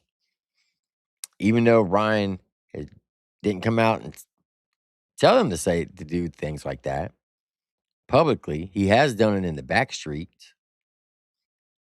I've actually got screenshots sent to me where he's like, "Hey, this is Triple T's phone number. Since he doxed me, I want you to dox him," which I never doxed him. Then he says, it also says, when you call the number, it's going to say somebody else's name. He changed his voicemail to other person's name and changed his voice, but it's his number. Call and harassing. And I have those screenshots. So yeah, Creek Squad does go off the handle and do things in the name of Ryan Upchurch. And Ryan Upchurch has told people to do it. So when people say, "Oh, that's lie, he doesn't do it," bullshit. He has. And they're all nice, tucked away in a file in my lawyer's office in Lake Charles, Louisiana. So if something does happen, my lawyer knows exactly what to do. Yeah. Yeah. So yeah, I mean, there's a lot of people out there that just aren't mentally stable, in my opinion, and you never know. So you got to proceed on the side of caution for sure. We have some good questions coming in. Did you have something else too, baby? Yeah, I mean, we can take some of those first if you want to. I've got one more of my personal ones for Chris before we move to the next. So what someone said, Diamonds572 asked, what was Ryan's demeanor in court? Oh man, that's a great question. He had, I will never forget this, actually. He had a gigantic bag of like cough drops, but there must have been 50 of them, and they were on the council table. And I remember just walking up to the podium for some witness or whatever it was, and just clocking that, like, that is a lot of cough drops on that. On that. Like he had And so dry mouth or something. yeah, well, and he was coughing a lot, and it was like, I started to suspect that, like, is this, is this strategic that you're coughing at certain times? Oh. You know what I mean? Yeah, Allegedly, feel sorry for me. I have a you cough. know? Yeah, I don't know. The sympathy cough. Sorry. Yeah, he wore, he didn't wear a suit or dress super nice. He wore, what, jeans, boots, collared shirts, but they were, very, I don't know what you call entertainer type wear. It wasn't like he had gone business casual or anything like that. So, and then as I said, I mean, he seemed to be talking very fast during his direct exam. Yep.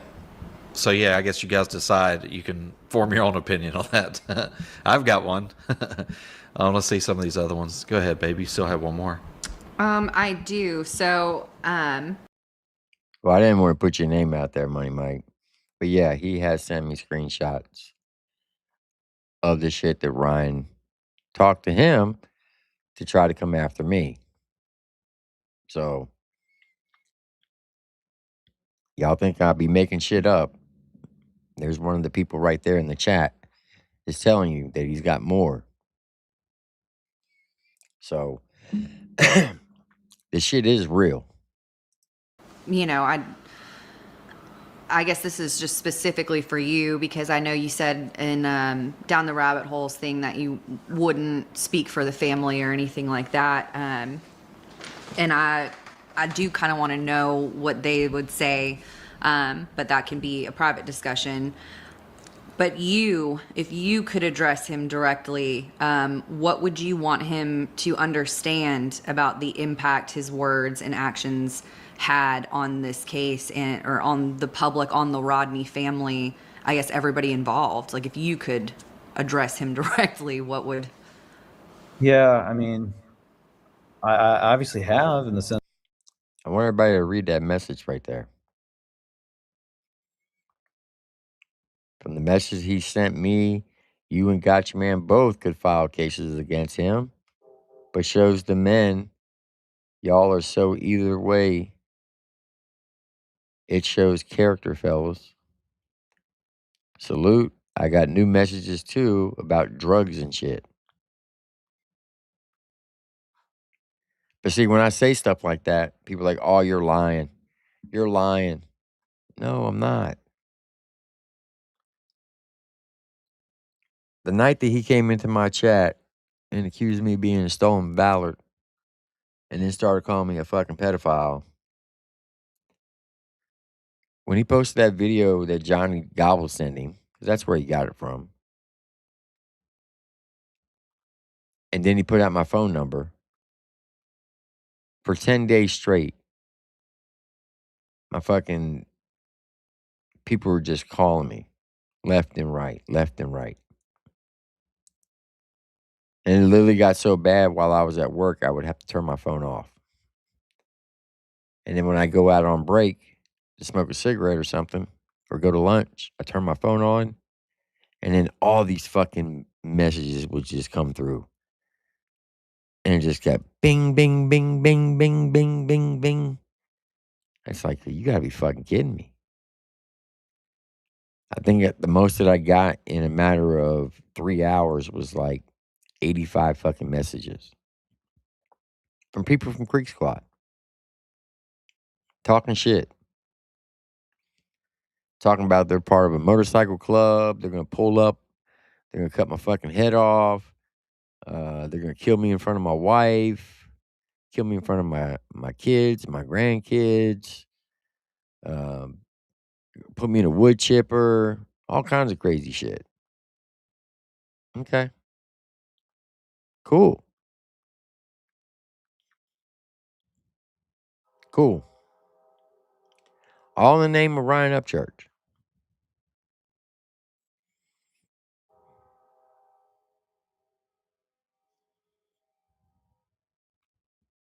It's just crazy. So I took his deposition. I cross-examined him. But the thing that I would encourage him to think about, and hopefully not ever make another video about Kylie or anything like that, is that the biggest harm to me that he inflicted on them was interfering with their ability to grieve Kylie, because he starts doing this. The first video where he says she's not real is like 6-7 days after she's found, and one of the worst videos is on her cremation day, which happened to be her birthday, and so at that moment, what they're dealing with as grieving grandparent, to have that added on top of it, I think was just horrible, to do that to someone, and to continue to do it even worse. So, if he stops and stays stopped, then maybe they can grieve Kylie and maybe do something positive, to honor her memory. Shout out to Saul Goodman. Good to see you.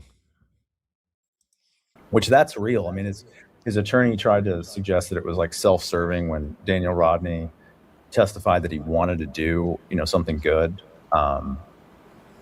like a donation to music schools. I guess I can say this now because it's really not relevant to the lawsuit, but like while they were here, they toured the W.O. Smith Music School and like we're like, hey, if we win this case, we will give a donation to this place. Maybe if we collect on it. So those intentions are real, to honor Kylie and, do something in the music world to honor her. So. That's amazing. Someone said Ryan realized his defeat. Did his demeanor change any after the verdict? Oh, I mean, we kind of. Yeah, we kind of covered that. Yeah, actually, I didn't see it, but I think my brother said that he did, kind of react to that. Like, I think it was something like his head in his hands or something like that. Again, I didn't see it, so I don't know. Let's see what we got over here too. Zename said, I think it's beautiful about the music school. Yeah, I want to say this about Zaname. I won't use her real name unless she wants me to. Yeah. But she testified at trial. She was the second witness. Hey, I appreciate that, Money Mike. No, I was never going to say anybody's name. And then, the funny thing is, out of those 250 people that called and harassed, it was like a 14-day period. Day 6, I said, you know what? I'm going to start calling these fucking people back and ask them what the fuck they want. And I did. And I probably called back about 80 people. And lo and behold, believe it or not, 60 out of the 80 after our phone conversation, they apologized. They said, I'm sorry. I should have never did it. And I told them, I said, listen, this is exactly what I said to them. I said, I just want you to know that your phone number is being turned over to my attorney. Not to come after you, but just your number is going to be put in for evidence. If I ever do decide to pursue a lawsuit against him, and just so you know, you may be called up as a witness.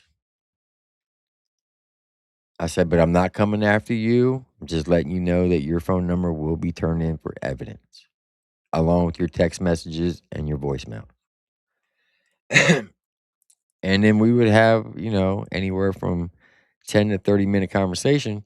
And by the end of the conversation, a lot of them apologized. They had a better understanding. And some of them to this day are in the chat. Some are in here right now. I won't say their names, but they know who they are. And shout out to them. They were a person of their word, and they stopped calling me. And we've had, and when they, like, if a holiday were to come up, they'll even text me and say, hey, Happy New Year's, Merry Christmas. Hope you and Lori have a great Valentine's Day. Hope Lori had a great Mother's Day. So I appreciate that. And I don't think I didn't really understand this until later, much later in the case, which is that she just happened to be in Truckee for recreation. And she signed up to be a volunteer for the search of Kylie while it was happening. So she had like firsthand knowledge, of that there was this whole search. And so she's got a very interesting connection. Oh, it don't surprise me, Slayback. Those guys are fucking morons. Like, for real.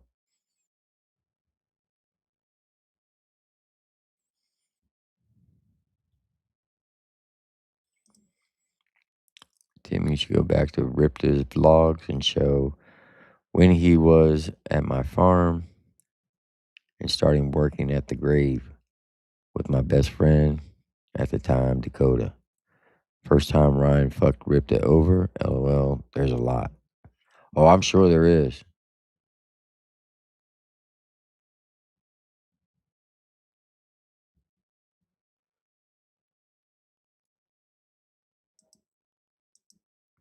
All right, Dan, I appreciate you, man. Just the video nobody has caught on to. Don't Dakota sound popular when Ryan needs certain stuff? LOL watches daily endeavors. You see all of us behind the scenes guys that got fucked. Yeah, that doesn't surprise me.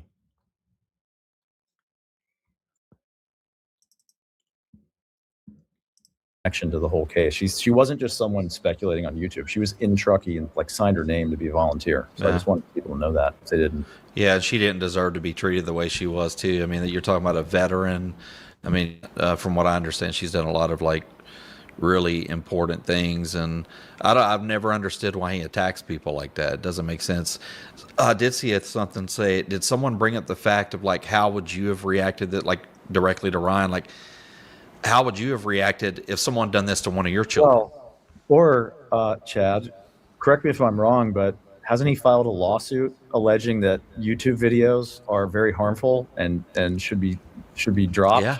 Yes. I actually have to admit to this. I had it on my exhibit list to cross-examine him about the lawsuit he filed against you, because in that lawsuit he says he will suffer irreparable harm if you're allowed to make the videos that I guess you ultimately made. He wasn't able to stop you, but like, oh, okay, Mr. Freedom of Speech and Mr. I get to say whatever I want on the internet. When the shoe is on the other foot, you want to stop like them from uploading videos to YouTube? Yeah. Okay. He only wants to apply it's to tragedy him. that I forgot to ask him about that. I literally, and I tried to bring it up the next day, and the judge said to me, "Why didn't you ask him this yesterday?" I was like, "Your Honor, candidly, I was speeding and I kind of forgot." Yeah. So I had heard, now this is through the grapevine, I don't know if this is true, allegedly in my opinion, that was I mentioned at all, like during this case, like somebody had told me that yes. Yeah. So the attorney who is suing is drafted that lawsuit against you. Took the stand in the punitive damages phase and discussed, that his ex-manager there's this lawsuit, and the ex-manager wore a wire and all this stuff, and which I guess you didn't actually do. No. They hadn't seen episode whatever the big reveal yet. Episode 4 hadn't come out yet. Episode 4 hadn't come out yet. So, but yeah, no, there was a whole discussion of that in the later phase, the punitive damages phase of the trial. Yeah, is that typical for an attorney to take the stand on behalf of a client that's going through a lawsuit like that? No. It was highly unusual, but she also did so apparently in her capacity as his manager. So I'm his lawyer, but I'm also his manager, so I can testify to his finances, which is what was relevant at that point, which was the punitive damages phase, where you put into evidence the financial condition of the defendant. And she was called by his legal team to talk about that and to basically paint one sort of picture of his finances. And what picture would that have been? What picture was she painting? Oh, that his streaming revenue will not be as high because his Oh, because of me. music. Yeah, essentially yes, because of you, because you didn't whatever the websites, I forget, DistroKid or whatever they are. Yeah. They weren't, the music wasn't up, and they were just now getting put back up, something like that. I mean, it's all in the transcripts, but she testified to basically. It's weird when you go and threaten your distribution company and they cut you loose. It's weird how that happens. But any job you work, you go and you start making fun of your employer or somebody that's doing something for you. It never has a good outcome. So I had nothing to do with that. I literally tried my best, allegedly, in my opinion, to coach him to do the right thing, even when it pertained to this case. At one point, there was one day we sat down. He asked me, because I've mentioned it several times, what should I do? I said, man, you should settle this and we should move forward and do the right thing. And he gave me the okay. I ended up calling the attorney, and I don't know if I reached out. So I do want to make some corrections, because when I'm wrong, and I'll admit to it. So I got some message sent to me just now saying Ryan actually turned down $300,000 settlement, not a $500,000. Ryan's a dumbass. Also, Ichamel didn't get 1.8; it was 200 or 300,000. Cynthia got the most besides the Rodney family. She got 1.6 million. She kept telling him to shut up, stop, and settle, but his ego wouldn't let him. Also, Ryan wanted to appeal. He has to put up 10% of 1.8 million into the court escrow. Put up 10% or 1.8 million. So I was always told that he lost 1.8 million to Ichamel, but apparently it was only like 200 to 300,000, which still is a lot of money. They want to settle out of court for 300,000, not 500. That's even fucking crazier. They were willing to settle out of court for 300,000, and you said no, and now you got to fucking pay 18 mil. You are a fucking idiot, in my opinion. Allegedly. What a dumbass. To you, but literally the next day or that night, I can't remember the time frame, he was right back at it on the internet, and it was just like, yeah, that ain't gonna happen, There was no controlling him. In retrospect, that I don't really understand actually at all is when the retraction letter was sent from the California lawyer saying, hey, we represent the Rodney and Robertson family. Your videos are hurting us. Please take them down. Why wasn't that the end of it? I actually don't. I really don't have a great answer for that. Like what? Oh, it's my opinion. I have a right to an opinion. Well, why would you keep doing it if you know? And honestly, the lawsuit would never have happened if you would have just done that. They did not ask him for any money in the retraction letter. They would have. If he would have said, "Okay, I'm sorry. I was just messing around on the internet or whatever. I'm sorry. I'll take him down." That would have been the end of this. That's absolutely wild to me. And I think the answer to that is because he's never wrong. That's my opinion. But he about anything, like literally anything. No one can tell him anything.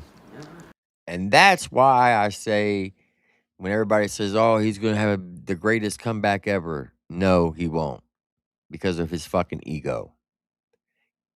Ryan Upchurch, since 2014 that he's been doing music, well, you can go back to 2010 during the Vine days. Ryan Upchurch has never apologized for anything. Even when he's wrong, he will put it off on someone else. He has never come out and said, you know what, I fucked up. I apologize. I shouldn't have said this or did that. He has never done that. His ego will not let him do it. And that's just a fact. That's why when everybody's like, stop giving him advice on how he can do a comeback. Don't matter what I say or anybody says. He's not going to fucking apologize for anything. He's not going to. If he wouldn't apologize to the Rodney family, He's definitely not going to apologize to all the artists that he's fucking talked shit on in the last 2.5 years. He's not going to fucking apologize to the fans for dividing the lane. He's not going to apologize for all the lies that he said. He's not going to do any of that. Because his fucking ego won't let him.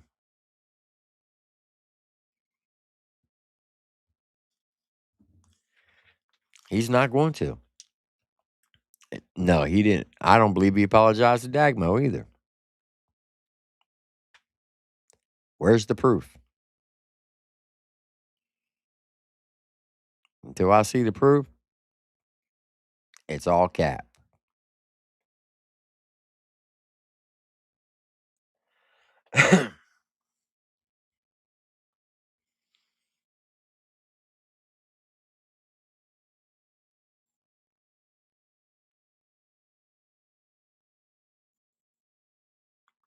For sure, Money Mike. For sure. 1,000%.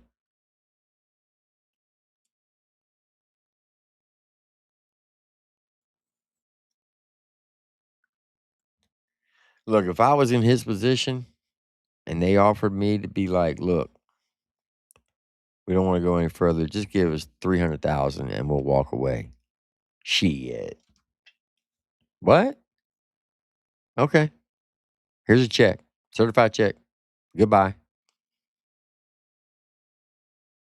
Now look what he's in. He's having to fucking move out of his fucking Italian mansion to a smaller house. He's got to fucking start liquidating everything. He's got to put up 1.8 million for the fucking appeals. His house that he just moved out of, he bought it for 1.9. He still owes money on Ghost Ranch. He don't have all the vehicles that he used to have.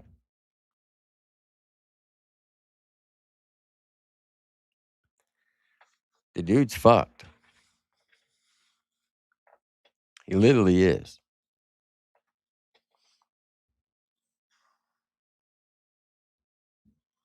Yeah, exactly, goddamn. Like, hey, how do you want it? You want big bills or small bills? But think about this. July of 2023, when they sent the letter and say, look, just take down your videos and apologize. And that's all we want. My bad. I'm sorry. I was trolling. Videos are down. Won't say her name ever again. Have a nice life. That's all he had to do. That's all he had to do. But no. Let's fucking just say, fuck the system. I'm right. You all are wrong. Because I'm Ryan Edward Upchurch. I'm the king of country rap. You can't tell me shit. I'm an independent artist. I made millions and millions of dollars. And now look what you have. There's a content creator, I'm not going to say his name because he's a piece of shit, but I will have to agree with him. And he said, when Jelly Roll dies, Jelly Roll will die with generations of wealth. When Ryan Edward dies, he will have generations of debt. And unfortunately, that's a fact. And for that dumbass that keep coming up here, he's like, oh, 18 million ain't shit. Okay. 18 million ain't shit to a billionaire. 18 million ain't shit to a motherfucker that's got hundreds of millions of dollars. But when you only got fucking $4 or $5 million and you owe 18 million, guess what? That's a lot of fucking money. Because now you're in the fucking negative.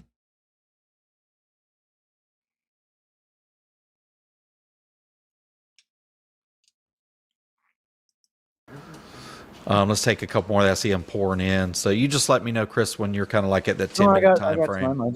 If I can't answer it, I won't. Okay. All right, let's see. And if you think anything too, says his dumbass is right back to doing the same stuff. Like he just got sued for about others he used to complain about. Yeah, I've seen that recently too. He's right on attacking other people. I honestly, I don't. In my opinion, I don't think this is the end for him. I think a lot of people are probably going to come out. Now is probably. Do you think now would be a good time? Like if for other people to come forward? I mean, kind of. Do you think it's empowered others to do lawsuits? Because y'all, I mean, it's been a ton of people. Specifically, sir. You said against him? Yeah, I mean, there's a lot of people he's talked about. Yeah, I mean, you know, if they've got the claims, they've got the claims. I don't know what. There's a large judgment in the way, so I don't know. Yeah. Yeah, and someone said he could have stopped and owed nothing. Literally, he could have stopped and said, "I'm sorry," and showed a human side and done the right thing, but he chose to just keep going at it. You know. I mean, he really didn't even have to. He could have just stopped. Yeah. Because he's not going to apologize. He doesn't apologize for anything. But if he would have just cut it right then and there, it wouldn't have gone forward. Was this something that, Xana Mae's mother said, hello, all. This is Xana's mother. I want to say thank you for Mrs. Smith and me and Mr. Robinson. And that's the thing. There were so many people affected by this. I know it wasn't, just the Rodney's, Mr. Robertson, but it was Xana Mae and her family. I mean, Chris, your family, I'm sure they're just as sick of hearing about all of it, and your, co-litigators and everybody else. I mean, I'm sure the judge is. Yeah. I would love to, you can never talk to the judge, but I wish I could, say, what did you think of that? Right. How are you doing, and like personally, and the people that you're able to communicate with, like after this? And is there are you like, okay, we did this and I'm never touching this again, or have you found your calling after this? Well, I mean, again, it's like, I hope that it's an unusual case that something like this never happens again. That's the point, right? That we hope that's the message that gets sent. So, I hope that it's not my new calling to have to do this for other families that have to go through this, because I don't want anyone else to have to go through it. I think what happened was terrible. So when those trying to transcripts, wrap my head around it, Yeah, true that. Chris, when those transcripts come out, was anything talked about like his potential net worth or anything like that? So that will be public record when that happens as well. Is that something you can speak on? Like, do you kind of have an idea of where you think? I won't say it here publicly what it is, but just because I don't know. I don't want to cross any lines on that. Yeah, but that's all public record, and so's the amount. So. Can we Chris, are you okay if we bring Xana Mae up here to chat? Sure. Okay. All right. Yeah. How you do that? I might try to put a better microphone in here. So go ahead. Yep, I go to right here. As soon as she joins, then we can do it like that. I'm sure the family is probably glad to be past this, right? What happens? So what happens now, Chris? Like if he could, let's say one night he just goes to the internet. Here we go. Let me add her up. Give me 1 second. Add her. So hello, how are you doing tonight? Hello, gorgeous. Hi. Hey, can you hear us? Yes, can you hear me? Yep, maybe a little bit. All right, I'm gonna pause this for a second, just to show you.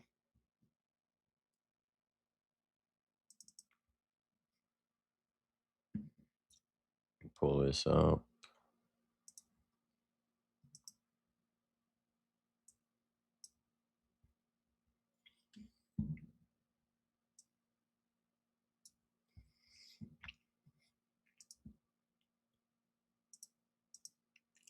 So here's one of the screenshots.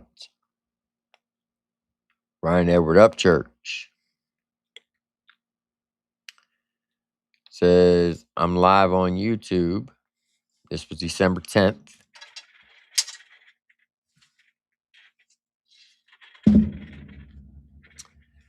December 17th, 7:32 p.m. Call Triple T. Tell him he's a blank skin. Gives my number. Of course, I blacked out those last 7 digits.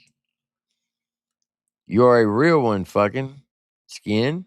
Creek Squad strong. He'll answer after you call a few times, but he changed his voicemail to a different name. He used to say Tim Faust, but I got skins blowing him up since he doxed me, which I never doxed him. Now his ass only answers every now and then, but it's for sure his number. I got Gotcha Man's number too, skin. They don't want to fuck with us Creek Squad.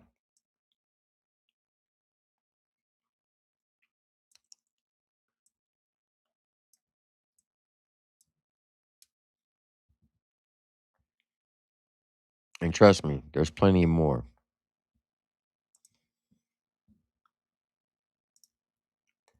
So, all right, here we go. Hello. Okay. How about now? That's perfect. What was I about to say?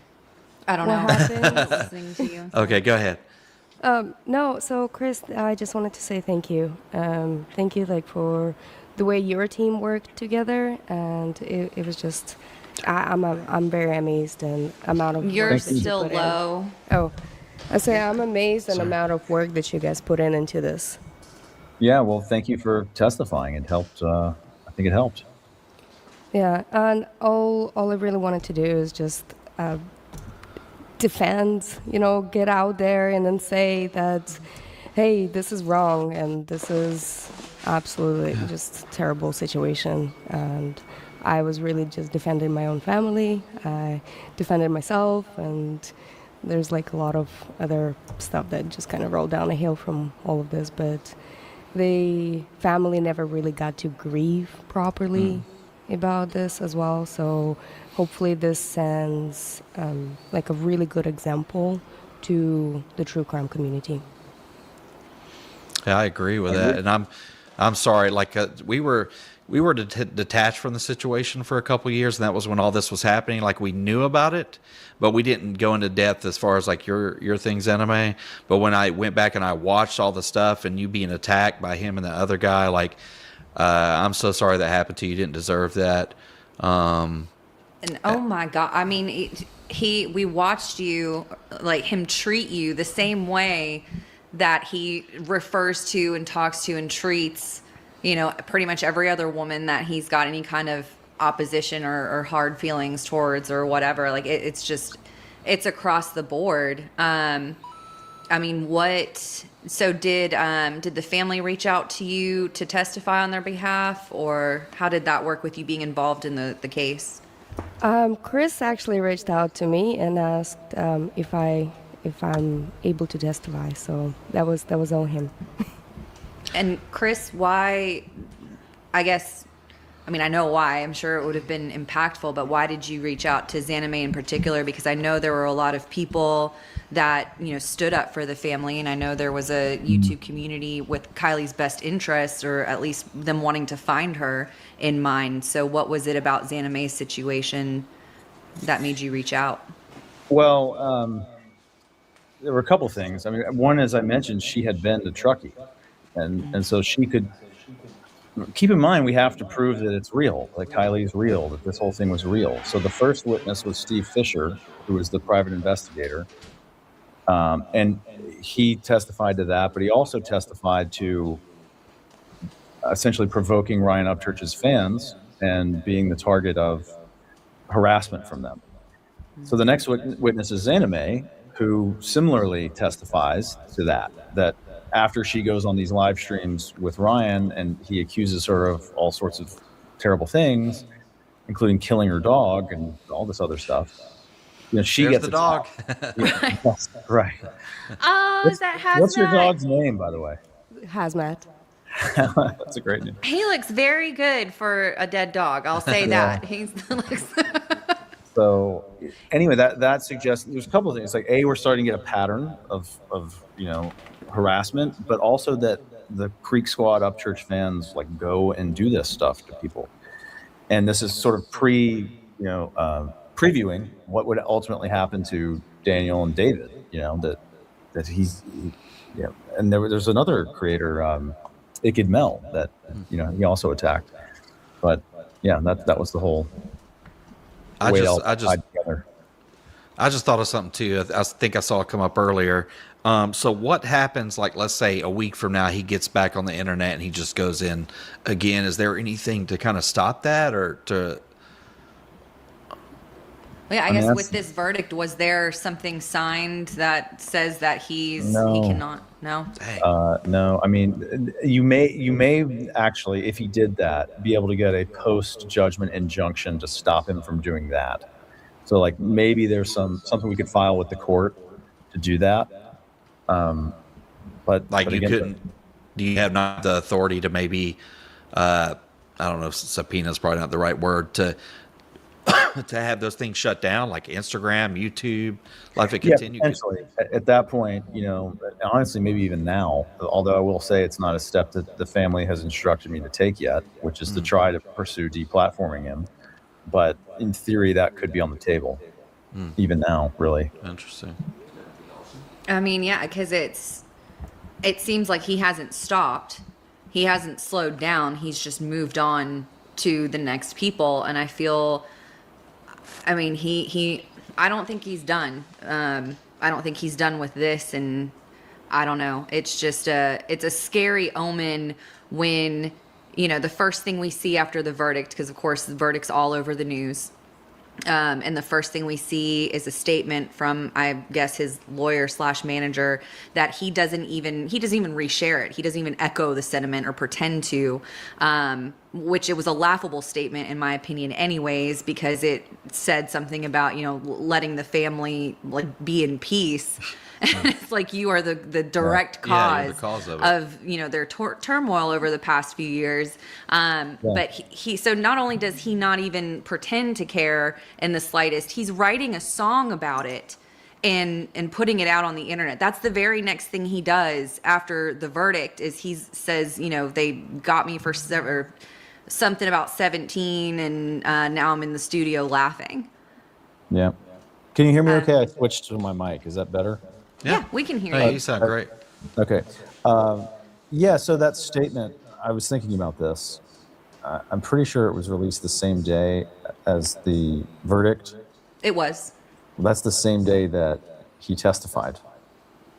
Wow. Wow. So, yeah, I don't think that anyone in the family takes the statement seriously as something that he would have written or even believed or endorsed. Yeah, it looks. I mean, that doesn't. For someone who is unfortunately spent a lot of time with him and seeing the way he talks, writes, and all that, that didn't seem like it came from him at all. That's just my opinion. It didn't. Zanime, were you present, physically present, or did you testify over Zoom? It was over Zoom. Yeah. It was over Zoom. It was over Zoom, and I think Chris mentioned that on Rabbit interview where he didn't. I guess you didn't want to show that there was money involved, or the witnesses were getting either paid or to the right. court. That's right. So what was your experience? I guess. Because we know that you were boots on the ground in Truckee helping with the search efforts before she was even found, before Kylie was even found. And then you went up on a few panels to discuss it. A couple of those panels were with Ryan. He attacked you about your dog. At what point did the harassment start coming in for you? And what happened? Yeah. Well, that was a long story. We could do another live stream just for 3 hours about that. That's fair. I mean, we can do that. That's fair. I mean, was it? I have to assume it was shocking. Oh, Just that absolutely. you're literally helping look for a little girl who's missing, and then next thing you know, you're being accused and harassed as well. Yeah, I had nothing but pure intentions. when I went over there and signed up, and my heart was just screaming because there's a 16-year-old is missing right around the area. Plus, I love this area too, and then I know the trucker community. I live about 2 hours away from there. And I had nothing but pure intentions to show, like, hey, there's wooded areas, there's a lot of search going on, there's family that's grieving. And then I had some guy come in and start saying, like, well, why were you there? Why were you there? And it just kind of snowballed after that, because I didn't even know who Ron Upchurch was at the time, because I would push back. As a military self, I would push back and like, well, why are you spreading all these lies? And that's another reason why I kind of got yelled on the live stream, and here we are. Oh, by the way, Chris, if you don't mind me telling that, where he was gaslighting and attacking me and accusing me, that segment got played during court proceeding. Yeah. So, Chris, what's in the future for you after this? Like, are you thinking about maybe taking on more of these type things, or? I mean, I certainly would, but again, as I'm saying, I just hope that there aren't more of these type things. This has just been such a emotional roller coaster for the family and us and everything. So, again, I just really hope it doesn't have to happen ever again to anyone. Yeah, I can't imagine, because I have 3 daughters myself. My oldest isn't too much younger than she was. I can't imagine if that happened to me and just sitting back and just feeling, I mean, literally kind of helpless. I wouldn't know what I would do, honestly, man. That's rough. So our hearts definitely go out to that family. We definitely empathize and sympathize with them, and I hope that now there's definitely some healing that can take place, because you probably couldn't throughout that whole several years of going through this, and a constant reminder from this alleged maniac on the internet, So I'm still a little, I'm being educated on the timeline of all of this, and I know it's after the fact, but it's very new and very fresh to us. So excuse me if this is something that you've talked about a bunch. So in the timeline of events, Ryan didn't come out and start saying that he didn't believe she was real, or saying that she wasn't real, until after she was found, correct? Right. So in some of the evidence that we saw was him communicating with local law enforcement there. Was that prior to her being found? I think it was both. I think there might have been one before she was found, and then certainly there was one after. And because they were telling him to don't muddy the waters, don't convolute anything, correct? Yes, they told him not to, spread misinformation. And I think the phrase they used was because innocent people could get targeted. Oh, wow. And then he made a video saying that sheriff's office was not real. And that's the same video where he says for the first time that Kylie is not real. I also, I want to suggest this. One of the most difficult facts for us, when you think about trying a case, is like, what's a bad fact for our side? We knew their best fact that they would use was that Ryan had offered this Hellcat up to, for Kylie, whoever finds Kylie. And so we had to figure out, like, how are we going to deal with that? And the way that we did that was, it shows that he must have believed she was real. Why would he give up a car if he didn't think she was real? And then he had a different response to that, which was that, actually, I didn't think she was real. I was trying to prove that it was fake. That's why I offered the Hellcat, which I don't think the jury bought. But the other thing was, and I explored this on Cross. I don't know if I mentioned this on the Rabbit show. But he testifies, I just bought that car. I love that car. I didn't want to give that car away. And it's like, well, if the whole thing is fake, then you don't have to give the car away, right? The whole thing is fake. You get to keep your car that you pledged. So maybe the reason you decided it was all fake was actually because you had pledged this Hellcat. It's just something we suggested to the jury, but So That's an did important piece of the timeline. did any of his involvement in it, like in Zanime, I want to know if it, from your point of view, being there physically, do you think that his actions impacted the search efforts at all? Like, were there people talking about, oh, there's this guy offering a Hellcat or money or whatever? Like, do you think that him doing that hurt the search efforts by having all these people, inexperienced people flooding in and, you know, maybe hindering more than they're helping? Or did it not really make a difference? Well, in my opinion, I don't think it particularly made a difference because there were, well, I was out there. There was like Alameda Sheriff's Department, dive teams over there already. There was a quite large police presence at the time and a lot of volunteers. I believe it was like over 200 plus volunteers that actually signed up for the app. And what it did hinder is the investigation after, because the police department got flooded with a lot of, like a lot of phone calls or a lot of different theories.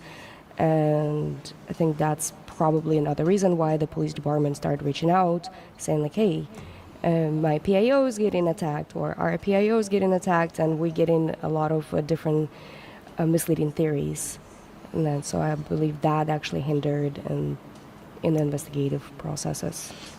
It just makes me angry. I'm sorry.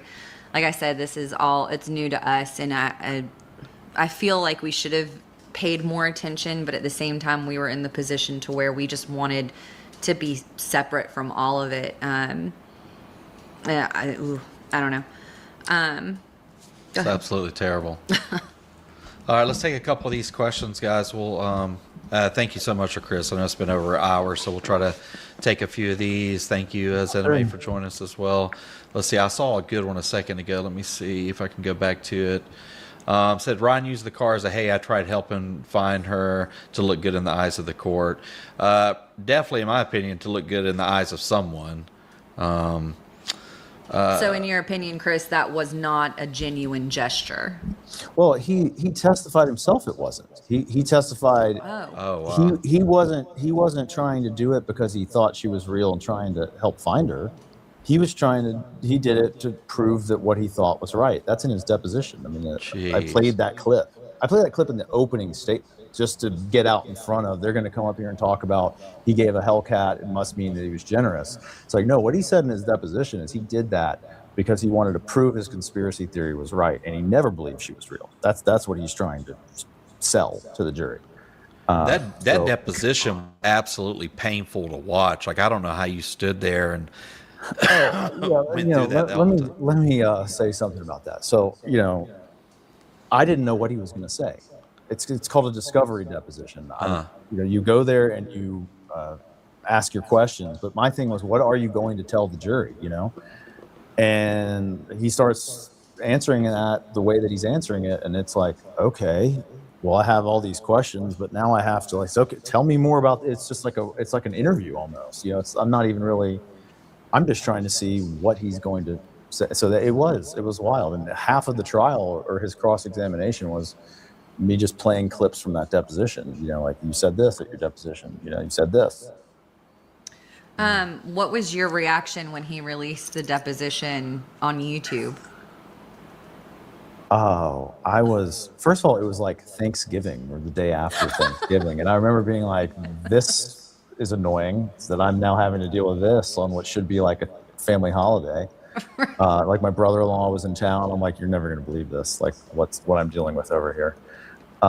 Because again, like, it was protective order. He wasn't supposed to do that, but also I was shocked that he did that, because I thought a big reason he would want to settle the case was so that deposition would never be seen, because I thought it was harmful to his case. Yeah, there's no predicting that, dude. I'll tell you that much. Yeah, and he also says in there that the person that he is on YouTube is not who he is on real life. I thought, well, that might, get you in trouble with your fans. I don't know, not really a relevant legal point, but So I was absolutely shocked, and I was annoyed by it because it ruined my Thanksgiving break. Wow. Jeez, So man. one other thing that I want to mention is because a lot of the things that he was saying, all these videos that he was putting out, where his followers were driving this different narrative, but a lot of those other followers, they started creating the channels, they started monetizing off of what he was saying. So they're driving his narrative and then monetizing, getting like over 20,000 subscribers or so, just so they driving his narrative and talking about the case. And then their followers, not even knowing who that other person is, they're the ones that go and attack the families as well. So they start creating channels. So it really just snowballed with creating channels.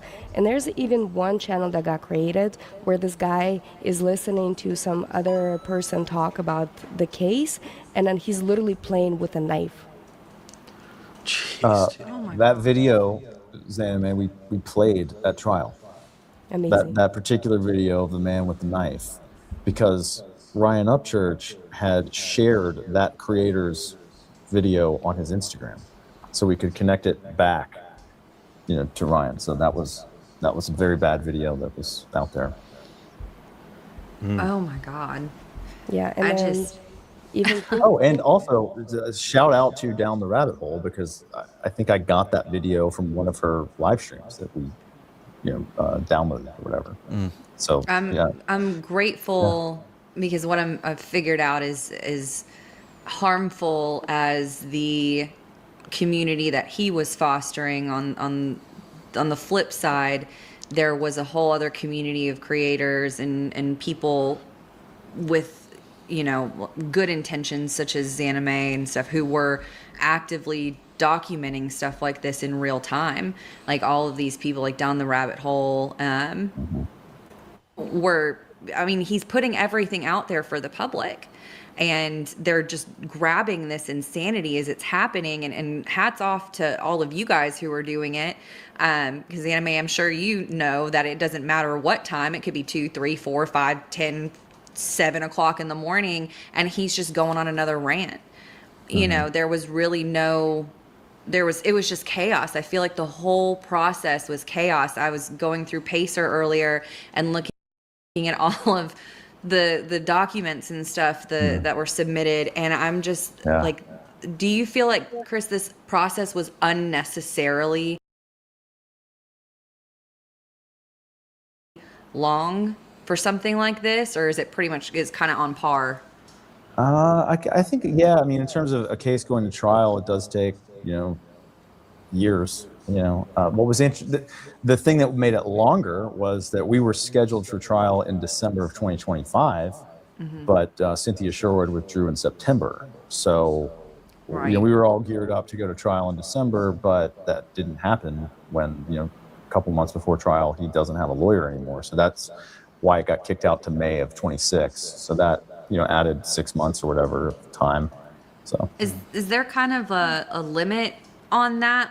Or is that like a defense that people use sometimes? Like, do they go in and they get rid of counsel, and they wait till the week before, get rid of counsel? Is that a tactic to delay? I mean, it might work in state court, which is a little bit less, rigid about procedural stuff, but no, not in federal court. I mean, I don't think that was intentional. I just think that things fell apart there with Cynthia Sherwood, and that delay happened. I just had one thing that I kind of just thought of that popped up. So in the event of an appeal, is it going to be like another scenario where it takes years to come to happen, or is that something that's going to be a quick kind of thing?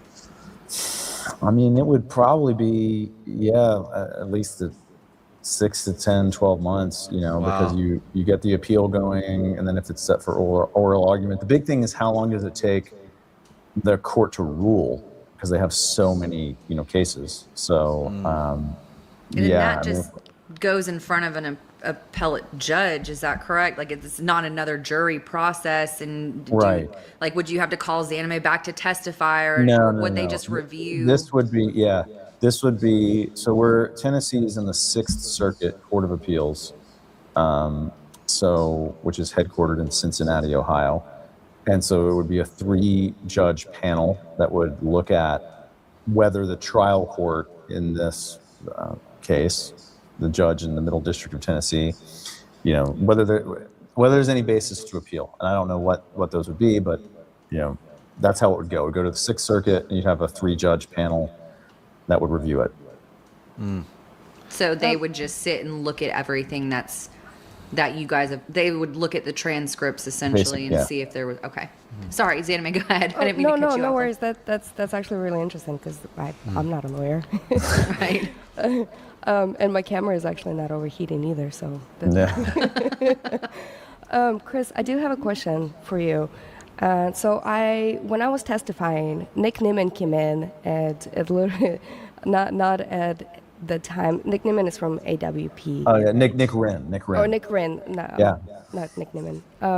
So he came in during my testimony, but I guess he came in a little bit earlier. Mm-hmm. So was it part of your witness or was it on his side? Yeah, that was still our case in chief. So we had Nick Wren, and I guess they were using the court was using the same Zoom link for all the witnesses, and he entered the Zoom too early, briefly, and they had to kick him out. I remember that.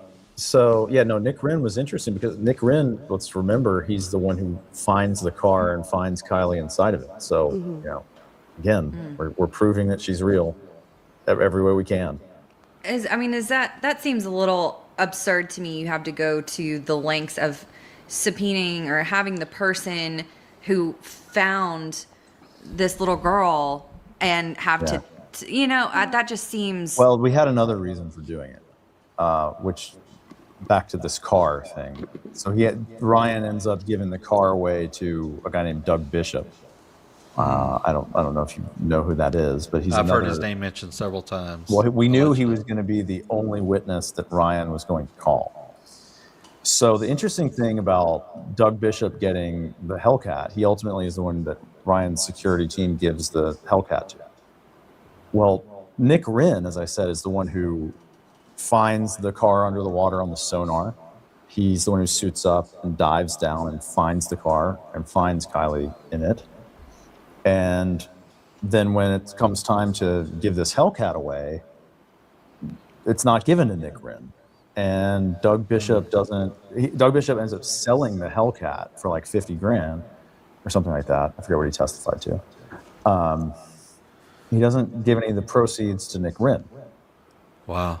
So I develop all this with Nick Wren so that when Doug Bishop shows up, the jury has already got some impression of Doug Bishop, Was he asked why did Ryan give Doug the Hellcat instead? Were you able to ask Doug that why didn't he split the proceeds with Nick Wren? Yeah. Yeah, I think he said something about, I don't know, he was a trainee or something. And I honestly wasn't that interested in his answer. I was just making the point that he didn't share the proceeds. I wanted the jury to hear that part, So also AWP released that video without authorization from the family as well. Right, and then we got into that as well, which was, when David and Daniel find out that they found the car in the water, they're at the campground area where the party was. So they walk down to the water, and right there is AWP with cameras, and it's Doug Bishop who's filming them. So, and they had no idea that they were on camera. They never signed a release, Wow. That is wild. Yeah. All right. Well, Chris, thank you for answering my questions. And again, thank you so much for all of this. Your team did amazing, and I hope you're actually able to get some rest after this, and then stay off of YouTube for a little while. Well, unfortunately, it's still part of my job to know what goes on here. So yeah. And Chad, Chad, Chelsea, thank you so much for having me. I'm gonna jump off, so thank you. Let you I guys hope it's have not the the last time. If you really want to spend some time and talk about your end of this, let's do it. Yes, let's do it. Honey, I know. I watched one clip and I'm so oh my God, it had me so angry, and I would love to talk about it with you. I have receipts. I have receipts. Yeah. Hell yeah. Well, It's thank good, you it's so good much. seeing you. Okay. Give me a couple more questions, and I'm gonna. Yep, then I'm I gonna got you. roll. We're about to do that. Let's bring it up to here. All right, couple more questions, guys. We're gonna let Chris go. Yeah, I'd like to take some from the chat because I know Yeah. we've covered a lot. I was very selfish and asked a No, you're lot of good. my questions up top. All right, chat. Here's your chance. Let's do a couple more, and if they haven't already been answered, we'll go with that. Thank you so much for taking time with us, Chris. I really appreciate Yeah, it. I mean, I just want to say the reason I do this is that for years the family had to sit in the background and watch Upchurch's videos and his 3 million subscribers, and so I feel a responsibility to give some sort of other side to this story, especially on this particular platform of YouTube, and also to say that Kylie was real. I love that you played that video at the top of this, so thank you for doing that. That for me, because there was no question in our minds, and I think what you're doing is so important, speaking out about stuff and answering people's questions, because I'll be honest, like, as sane human beings, we never once questioned whether Kylie was real or not, but that empathetic moment for me, like, we saw pictures of her and stuff throughout all of this, but seeing her sit there and be so talented and hear her voice and see her playing guitar and her grandfather there. I mean, you can feel that moment. Yeah. And it really, the weight of that loss, I guess, for that family becomes palpable with that video. And so, I hope that as long as you do this, any platform that will have you, that you can get out there and, and emphasize the harm that was done throughout this process. Please continue to do that. Yeah. Sorry. Yeah, much respect for that, Chris, for sure. Thank you. Yeah, I can't imagine, dude. I mean, I just think because I've got daughters. I've got 3 daughters, and well, it's also I think I said this on Rabbit. I wanted to call it a desecration of Kylie, like these videos and all the stuff that was done. So the idea of restoring her memory and people actually remembering like what a talent she was, and remembering her in some way other than like this tragedy that happened to her, and then obviously this terrible lawsuit and all that. So I mean, I feel a responsibility to do that. So I've got 2 more questions, and then we're going to let you go, brother. I appreciate you. Okay. It said, Chris, did you learn anything new? Was this with this case, and was it most difficult personal for you? Were you also difficult personally for you? Yeah, very difficult personally because when it was like, all right, we're going to trial, I committed that I had to go to Truckee. I had to go see all this, and I don't think David had been back to the water's edge since she was found, which was the way he testified was the worst day of his life. And I felt like terrible, like you have to show me these things, I have to see these places so that I understand this, and so that was really tough. And some of the most important conversations we had were in David's living room, where Kylie was playing that video. I actually got to play Kylie's guitar, which was kind of a surreal experience. So extremely difficult in that way for me, because you just see it from the other side. And then having flown from Nashville, like I was just thinking like, God, this is so far, from Nashville. Like, how did this happen? Like, how did someone in Nashville like hurt these people, all this in their living rooms, 2,000 miles away? Like, so it was an extremely tough case, but obviously an extremely important one. So, I mean, I wouldn't take it back. I'm thankful to have had the chance. Yeah. I see moving right along because I know your time's important. So, again, I support the family. We'll ask this again. That's coming from the BTTV. Chris, how many creators were contacted by the grandfather Robertson to stop? I'm sure many. And how many, if any, cease and desist were sent out? Oh, we can click it and pin it.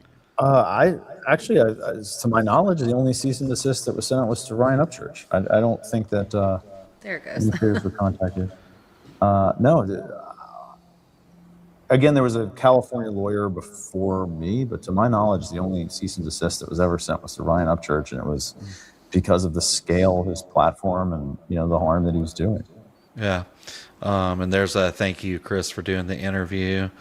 We do appreciate it. All right, All right, so I know Dumbass is going to say, I told you there was no cease and desist. Yes, there was one sent to Ryan, and he shared it with the group.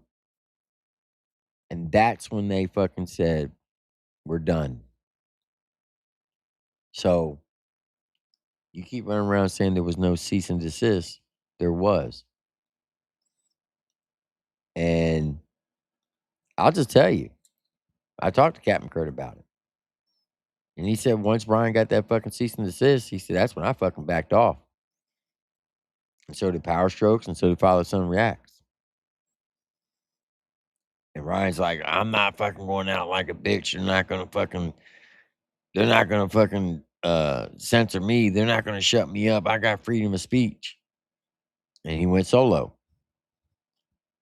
So you heard right here, there was a cease and desist. It may not have been sent to everyone, but there was one sent out, and that one was shared with the group, and that's when the group fucking dispersed. So know that. More guys, and let's see. I'm trying to see. All right. Oh, let's see what this is. He can try and claim all he wants. Those liens are real, and the garnishment list will be too. I love that for him. Couldn't happen to a better guy for sure. Any like final words to maybe people out here that are also, you know, kind of making assumptions on the internet for future things, and any advice you might give to someone? Well, for that part, I mean, I did make a video on our channel explaining defamation versus opinion, but no, the bigger thing is just, you know, it can feel like I'm old enough to remember when people used to say like BRB. Did you ever say BRB? Yeah, on a be keyboard? right back. Like, no one says that anymore because everyone's always online. Like life is always online now. And it's very important to remember that there is an offline life, that life exists offline, and that you can do real harm to real people, you know, in their real personal lives. Even on, just because it's on the internet doesn't mean it doesn't hurt in real life. So yeah, that'd be my parting message. Yeah. You know what? I'm gonna ask the mods to go ahead and I'm done playing the games with Nick Phillips. Go ahead and block him, because if he's gonna sit on here for the panel that we're doing with Kylie or on Kylie, and you want to go ahead and run your mouth in support of him, this is not the one or the time. So go ahead. Get him! And he's done. Fuck Nick Phillips! Ah, bitch! You got blocked! Yeah! Couldn't happen to a nicer fucking dweeb. You sit over there on that fucking panel with those other fucking morons. You are a foul human being. Y'all sit up there and talk all that Nazi bullshit and fucking talking about how Jews should die and all that. There's going to be a good place in hell for you motherfuckers. So you could be down there with your little butt buddy Hitler getting fucking pineapples shoved up your fucking ass every day for a fucking eternity. You fucking morons. What up, Slayback?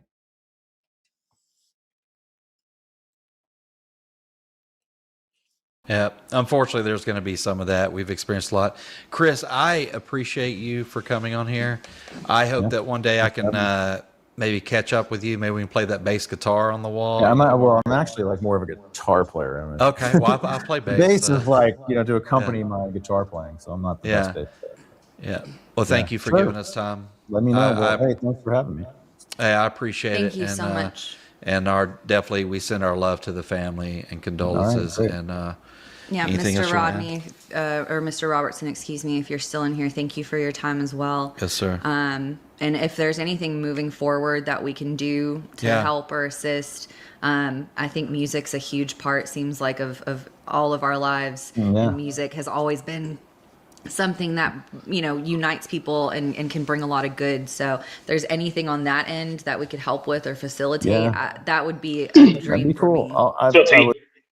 What up, Slayback? Yeah, well, let me unmute my mic for some fucking reason. Okay. there's one thing I want to add to this because I was asking in that chat, how did the family find out that Ryan was saying these things about the family? Because Right. the narrative is that they're this small community that don't do the internet shit, and that there's no social medias for these kids and all that. So, and the lawyer says this is the first time this case was the first time I've heard about live streaming on YouTube or whatnot. Okay, so Right. I know for a fact that the family had no clue about YouTube Live. You know what I'm saying? But the initial push came from PBR, and he sent a bunch of emails out to the family Right. with all these videos and stuff tagged in it when he was originally first on Ryan's side about all this and was saying this, repeating the same exact shit that Ryan was saying. Oh yeah, he was even attacking Santa May. Yeah, called her a bitch and all kinds of shit. Yeah. And then he flipped because he wasn't getting the attention that he wanted from Ryan. And then Yep. he started sending these emails and stuff out to the family. Is what I wanted the lawyer to say. They were getting notified by somebody on YouTube, which that doesn't, it doesn't take away from anything that Ryan was doing. And I'm not saying that it was, you know, bad that Ryan got what he got because he wouldn't shut his fucking mouth. Point blank. Yeah, but And the he point is, deserved. Go that ahead. PBR in the beginning was riding Church's coattails at the very beginning of the Rodney case. He was agreeing Exactly. with him. He was Yeah, and that's calling those fucking foul names. He was talking shit on Xana May. And when Church wouldn't fucking shout him out, that's when he fucking flipped. yep. And then they want everybody keeps talking about when is Power Stroke going to get sued? Is Kurt going to get sued? The other thing is it's past the limit. It's been too long now for anybody else to get sued. Two, like I said, they didn't use any of those roundtable discussions that had all the boys on panel because they didn't really say anything about Kylie. No. Like Power Stroke and all them, they were gathered and they were talking about Icamel and Examine. Mm-hmm. And none of it was used because there was nothing in there that could be used. Right. So for all these people to, when they get sued, it's fucking bullshit. But also, there's a little bit of a discrepancy for what I see with Kurt on all this because Kurt continued to do true crime after Ryan stopped. Oh, he Like did. Kurt, yeah. Matter of fact, I think Kurt still. You cut out. I remember him being on Chop the other night, and he said that he's still in the true crime community.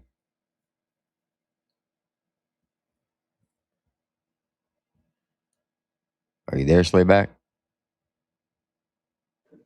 Can you hear me? Nah, again. Yeah, sorry. I know Power Stroke was only on 4 of those panels, and Power Stroke was one of the first ones that dipped out before everybody else did. And I think it went Power Stroke went, and then I think Dale went for Father and Son. Yeah, I think Dale went first, and then Nate went a little bit after, and then it was Kurt, and that's when he brought up that one chick that came on your panel that was talking about she was with Kurt and all of them during all this shit. Oh yeah, you're talking about the one that I brought up from IG. Yeah, I think he Yeah. brought her up on one panel at one time, and then that's when he started going to like fucking Tony Zav Dodges. Girl and all that. Well, no, he went to Tony's first. Well, first he Okay. went to Icamel.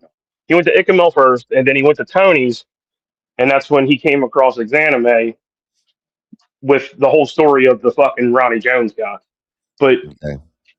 then from there, he was bouncing around like he was in the dirt of the fucking true crime places like Bullhorn Betty, Molly Golightly, Queen Bee, and then Zav Girl. But when he was on Zavs, he was some he was somewhat reserved. But like when he would get down like into that Queen Bee's chat and shit, he went Right. up on that panel and called her a fat bitch and all kinds of shit. Like he'd go crazy over there. But it's like people people looked at this thing, or some of them were looking at it for the first time, and there's a big narrative that was pushed from PBR to get a hold of this family. Yeah, because he wanted to be part of the lawsuit to fucking get rich. Yeah. And I Well, I do don't know know, if he. I do Go know ahead. this. I do know this that he did reach out to Gotcha Man and wanted Gotcha Man to go along with their narrative so they can get on a class action lawsuit. And Gotcha Man said, "No, I'm not down with that." And Oh yeah. that's when he started fucking turning on Gotcha Man. Yep. And I mean, he just. It's like the family would have found out sooner or later because all the crazy people, if they were really coming to their house and fucking doing shit, which I don't think any of them said that they actually had people come to their house except for Exanimate. Right.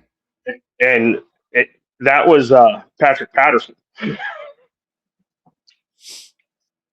He got wild, and he still is. He still thinks she's some type of government fucking I don't Government whatever the fuck spy. spy or government like she's part of this crisis act or shit or some shit. I don't know what the fuck. He's got all kinds of fucking weird shit he's put out in the past about her. But to be honest, when Exanime was going over on PBR's panel all the time, Mm-hmm. she was running with Mr. Fusion and this girl named uh, Mel, wasn't it? no, there's another Mystery with Brit, and Brit was a she was a she worked at the jail in Paintsville. Is who Mystery with Brit was, and she was around during the whole fucking scammy cammy shit. Yeah. So she was running with Exanime, getting her on these different streams so she could tell her story. And I reached out to Britt and told her like, you might want to get her to stop going up on that old man's fucking panel because she's drawing a lot of hate from there, and Yeah. he's creating it. And I said you look at these people that he's fucking bringing up there, and I had a screenshot of all these fucking crazy motherfuckers, and I said, you tell me one of these people aren't going to have do something crazy if he gets them fired from their job. He's the one that's talking about getting people fired from jobs and shit. He's creating this drama for her.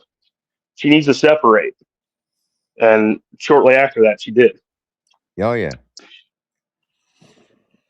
Well, when I looked her up on AKO, I put it in the name that was given to me, and it was spelt wrong.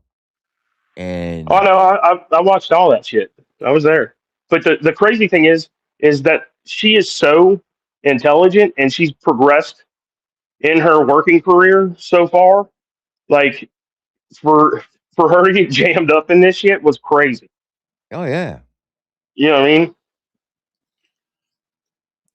mean? But that's why when, not to get off a subject, but when PBR said that I called him a fucking pedophile, and he said that I've never spoke to that man a day in my life. I don't even know who the fuck he is. Well, that was a motherfucking lie, because he pulled me up on his panel the night I yeah, revealed her fucking military records. And he was I telling remember. everybody, he's like, yeah, this guy Triple T, who's like some type of Navy SEAL or Special Forces, some highly decorated guy, fucking came out and showed the records. And I went up there and corrected him real quick. I said, first of all, I'm not Navy SEAL, I'm not Special Forces. I was just a regular combat arms guy, but I can verify that she is a 100% veteran. And Yeah, here's her records. And and I even told him, I said, now there's one thing that me and you will disagree on. I said, the whole drugs thing. I said, my philosophy is if I haven't seen him did it, I'm not gonna say he's on drugs. yeah, and I remember when you showed her records and everything, you had it down to the where she wasn't getting doxxed about anything else except for that she was a veteran and she Mhm. actually thanked you afterwards. Yep. And here's my other thing. I told you about these goons over there, how much shit they've been talking on you. This live stream that I just found, they tried to look up your background, right? Mm-hmm. And they said that you didn't graduate from the school that you said you graduated from isn't there's none of you in that yearbook and all this other shit, and that they've looked into like your emails and there's an email like two of them go to or is like addressed to you being a woman, and basically what this tells me is they're running those cheap background checks. You know what I mean? Like you pay to get somebody's background, and they're like, they said that they know that you had somebody scrub your record and that they didn't do a very good job of it, and the narrative that they the new life that they made for you has holes in it and all kinds of shit. Awesome. Crazy, right? That's just like some crazy shit Ryan would say. But here's the Oh, problem. shit. This is the problem, T, is that they do it under the guise of that Jody guy's a professional and he does this for a living. Do you see how? Do you see how that? I know. Me and you and everybody else thinks they're a bunch of fucking retards, right? Yeah. But do you see how that could possibly cause some damage to Oh, yeah. because this guy claims to be a professional at looking into people and whatnot, and then you got crazy people over there just running with the narrative now because the professional said it. Well, Jody Morgan, I know you're probably watching. One of you fucktards are watching. You do realize when you hold a top secret security clearance, you actually get a background check done by the NSA. And But they go they off. said that, but you're stolen valor. That's all a lot, and that's underneath the guise of them, the professional guys saying that you're not really a fucking veteran. Okay. See what I'm saying? It's So, like so I guess for fucking 20 years, I was just wearing a uniform and getting a paycheck. I got my retirement ID card, veterans that's all ID fake. You card. printed that out. It's AI. Oh my God. Okay. Yeah, that's this is the narrative that they push. T. Not only that, like I said, it's wild for someone to sit there and say that shit, but also it's been said hundreds of times. Like every live stream you click on, they talk about you being stolen valor and a pedo. Like 4 or 5 times in the same live stream, and that's kind of the reason why me and Jackrabbit started fucking shitting on them, is because one, they're retarded, but also they're saying some wild shit over there. Like they're taking right the same path as fucking Ryan. Well, maybe they should learn. Maybe, just maybe, they should be taught the same lesson as Ryan. I mean, like I said, it's one of those things where there's been some wild accusations put over there, and starting with the one that we just did, where he's claiming that he's hacker of the fucking year with Ryan Montgomery, but it's like when he says that, then he spits out all this random shit about you right after. So the brain says, "Oh, he's a professional. Triple T must be doing these things." Okay. And then they link it to your internet pass. You know what I'm saying? Like the two things that anybody can say about you is those two videos, and it's like uh, you've already proved the one with the bagger shit. You had the girl up on your fucking panel, and she's Yeah. she said that. The next thing is the other The thing that square needs to be instance. brought back up is the collection for the autism fund is the other thing I hear a lot of, is that you guys just fucking gave that money to Gotcha Man and it didn't go nowhere. The Now fucking we all did. know you did it. We did it. You Fucking got showed it on it. live. We showed it on live. Yeah, Lori fucking but here's the daggone thing: showed the receipts. they only want to watch the drama. They only want to watch the negative. They're not going to watch the part where you prove that, right? So they're only going to push the negative. So to the normal person that's just over there in chat listening, oh well, that must be true.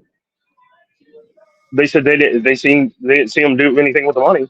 So no, nobody's doing any kind of research over there. It's just spewing fucking diarrhea out your fucking mouth, looking like a damn retard. Does anybody have Gabe's address? I don't know. Allegedly, I think somebody does. Somebody Well, if posted a picture. Posted a picture of his house. I think it was Isaac. If I can get that address, then I'll have my lawyer send him a nice little letter. And let's see how far they want to go with this. Yeah, I mean, I just like I said, I've been listening to like random fucking podcasts over there, and the shit that's coming up is fucking wild. Now people can sit here and say that I'm standing up for you and I'm kissing your ass. I ain't got no right. I ain't got no reason to kiss anybody's ass except for the fact of I don't No. like the lying bullshit.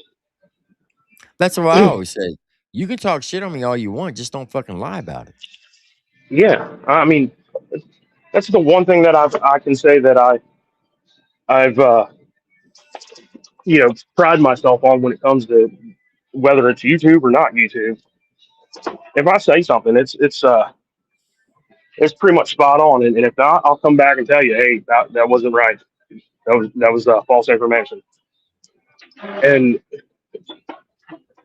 it's because I've always looked at it like if you're gonna troll somebody, the best troll is the truth, Yeah. right? These people come online and tell you exactly everything you need to know about them because they talk too much, right? Yeah. So you find out that out of their own mouth, and a lot of times it can be used against them. Kind of like what they tried to do with Jackrabbit and his mom and dad. But that's not anything Jackrabbit has control over. That his dad was so much older than his mom. It's not like he fucking set him up on the date, right? He wasn't even born yet. Yeah, So nobody fucking chooses their parents. exactly. So to try to use that as a troll, in their retarded mind, they thought they were going to fucking do something.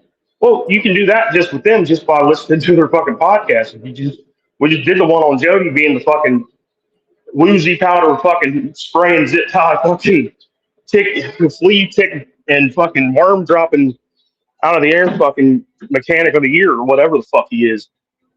And it's like there's all kinds of that shit where they talk about dumb shit, but there's also him saying that, oh, I do this for a living and da da da da da, and people know better than to be that around me because I look into their backgrounds big, like I dig through everything. And then there's times where they're talking about looking into people's backgrounds and shit on these live streams. And then you get that fucking asshole Nick just there, just pop in that chat talking fucking crazy shit during this time this lawyer's trying to, talk about Kylie and the wrong that she was dealt through Ryan. So it's like, these people can sit here and say anything they want, but also, you know, there's a fine line between being retarded and being stupid enough to just be dangerous. You know what I mean? Oh yeah. But not to mention also regurgitated Theo Vaughn also likes to leave things out of his narrative also. So, but that's my bitching for the night. I'm not gonna say what I'm doing because that triggered the chat last time. But I just got back from break, so I'm gonna hop off here, T. Well, I appreciate you coming up, Slay Back for real, and I appreciate everything you do. Yeah, we'll talk. Like I said, I think me and Jackrabbit need to run another one because this shit that I listened to last night is fucking wild. Is it the one they did 6 days ago? No, this is another old one. Like To be honest, from I don't think we've got day 1 or 2 or 3. Like it skips because he lost his channel. So right after the shit blew up, they created this podcast, and you were number one enemy from the get go. So they've talked about you this whole fucking time. It just progresses throughout the whole fucking. It's like at the beginning it might have been 2 or 3 times. Now it's at least 15 to 30 times of saying this wild shit about you. So, but yeah, I'll get with you and give you some clips or whatever. Okay. And like I said, if me and Jack Rabbit do another one, that's kind of shows you the cliff notes of things that they've been saying, so it's easier for it to be clipped or whatnot. All right. I appreciate it. All right. See it. All right, man.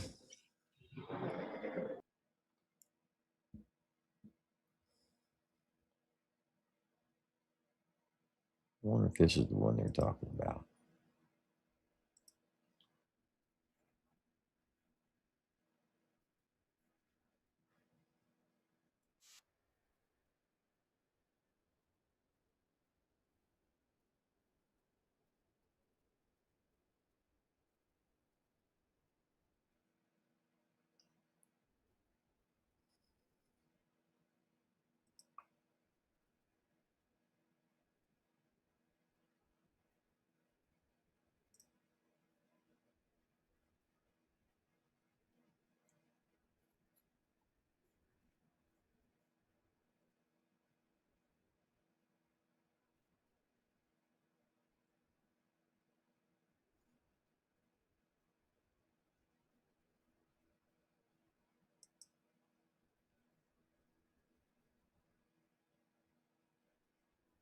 Give me 1 second, folks.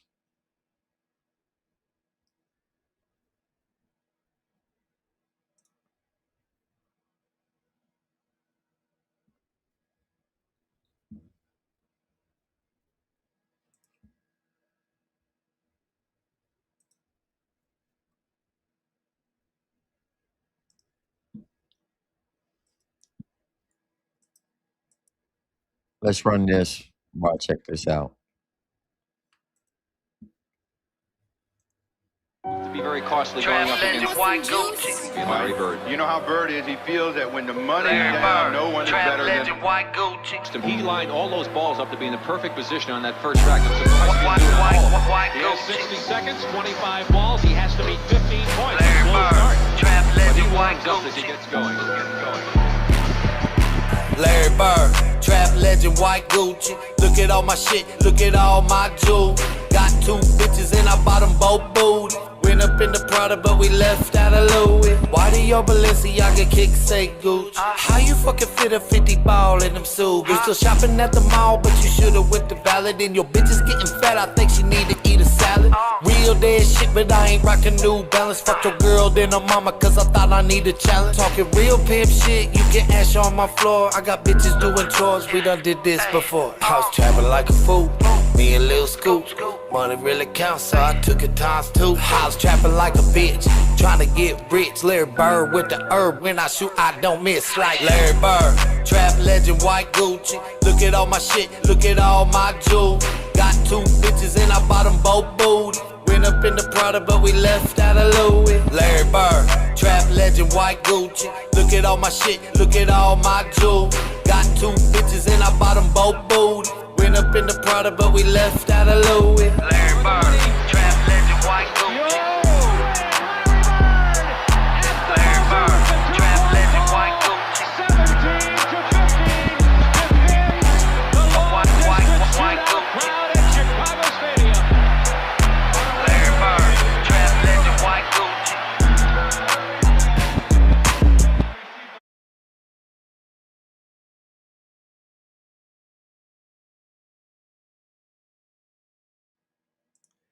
Here we go.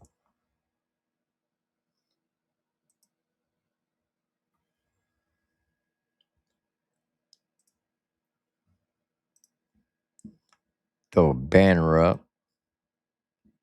I don't trust these motherfuckers. Do this. Zoop. There we go. All right. Just so you all know, you can see who is up here. Right? You won't be able to see him, but you'll be able to hear him. All right. Let's see what these dumbasses have to say. Well, let's see this. Exactly, Jason. Let's see.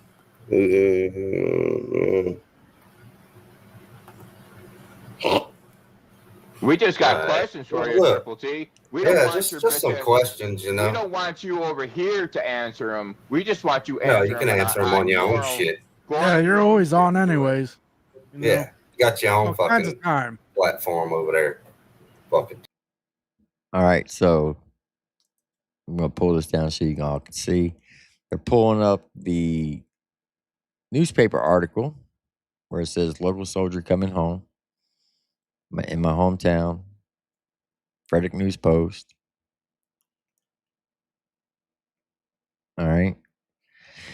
Underneath it says U.S. Army Sergeant First Class Timothy Faust will be coming home to Frederick next month after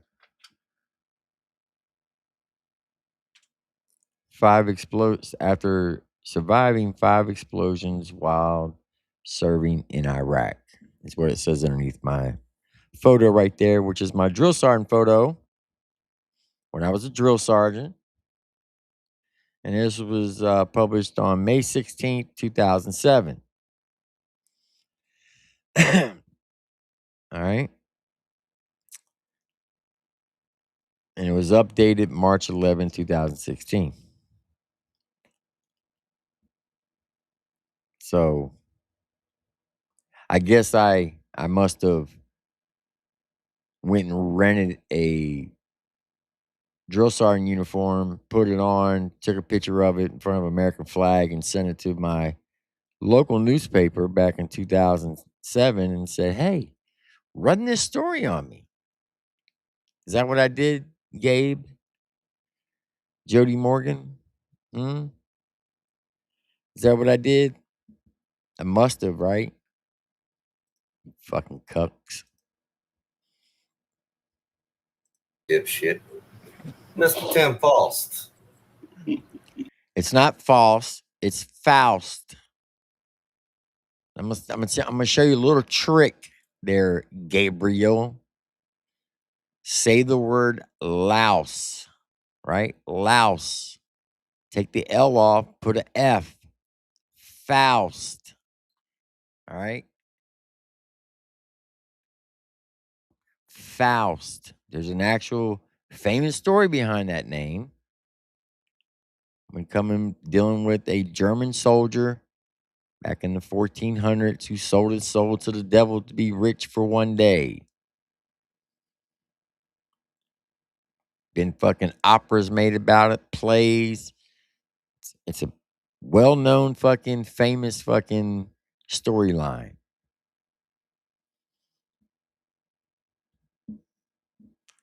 Fucking morons. Fucking dipshit. Mr. Tim Faust. U.S. Army Sergeant First Class. Oh yeah, goofy looking fuck. All right.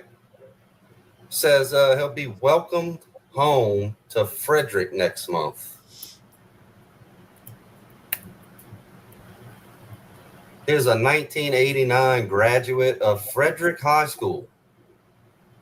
I just did simple Google searching. Went to Frederick High School. Found it online, a yearbook. 1989, graduating class. Right off jump. Ain't even a FA. Starts with FE. Interesting. Where you at, bro? Did DL forget to scrub this? Yeah, like what happened? like I really it- got caught with, like what happened? Like Is your story not there? We want answers. We don't want your answers in the live chat here. We want answers on Oh, your no. shit. You coming? What? Because you didn't find my picture in a yearbook? Is that what you're getting at?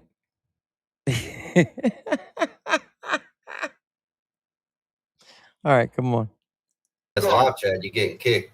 We don't want answers. We want receipts and shit. Well, bro, here's a question for you right here, dog. Yeah. We want So answers. you wasn't in the yearbook. Where is You your wasn't in the yearbook, pictures, dog? You didn't even but when you graduate from that. when you type in Tim False Military on Google, you get this. Also, on top of all this, supposedly he's had all. So, let me show you what they're showing right now.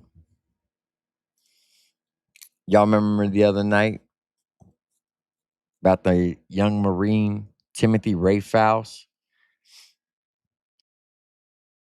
in April 1970? Which I might add, he is the only Faust who died in Vietnam. My name is Timothy Scott Faust. Timothy Ray Faust is from Augusta, Georgia. I too am from Augusta, Georgia. I was born in November. That guy right there on the far right is Timothy Ray Faust. The person you see on the left, well, that's my youngest son, who's a former Marine. They kind of look alike, to be quite honest with you.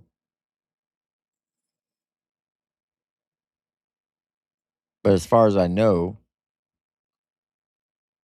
Timothy Ray Faust and myself are no blood related that I know of.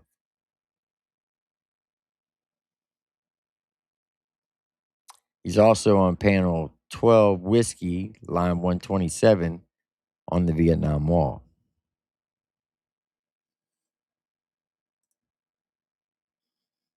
Okay. Come on. These back surgeries, but somehow can sit in a chair for hours on end without moving or stretching or anything like that. And Oh, Jim, we got a new drop. Yeah, all right, we'll so play that shit after this. If that's the case, and he's had several back surgeries, Tim, stand up, turn around, lift your shirt up, because I want to see the scars on your back, dog. I want to see it. That way you can't bullshit a bullshitter. How can you sit for 8 hours? Like, listen, I've got 2 fake hips. I cannot sit that long in one place without having to get up and stretch. Mm-hmm. All right, you fucking morons. You want to see my back?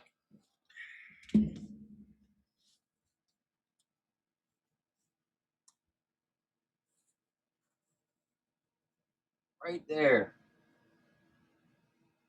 See right here? See that fucking line? There's a fucking battery right there.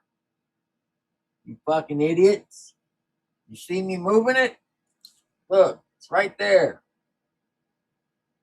Yeah, it's a battery. And I got 2 fucking spaghetti needles that go up my fucking spine. It sits right on the base of my fucking neck. Did it even show up? Could y'all even see it? Yeah. It's my spine stimulator. You want to see my dick too? You fucking homosexuals.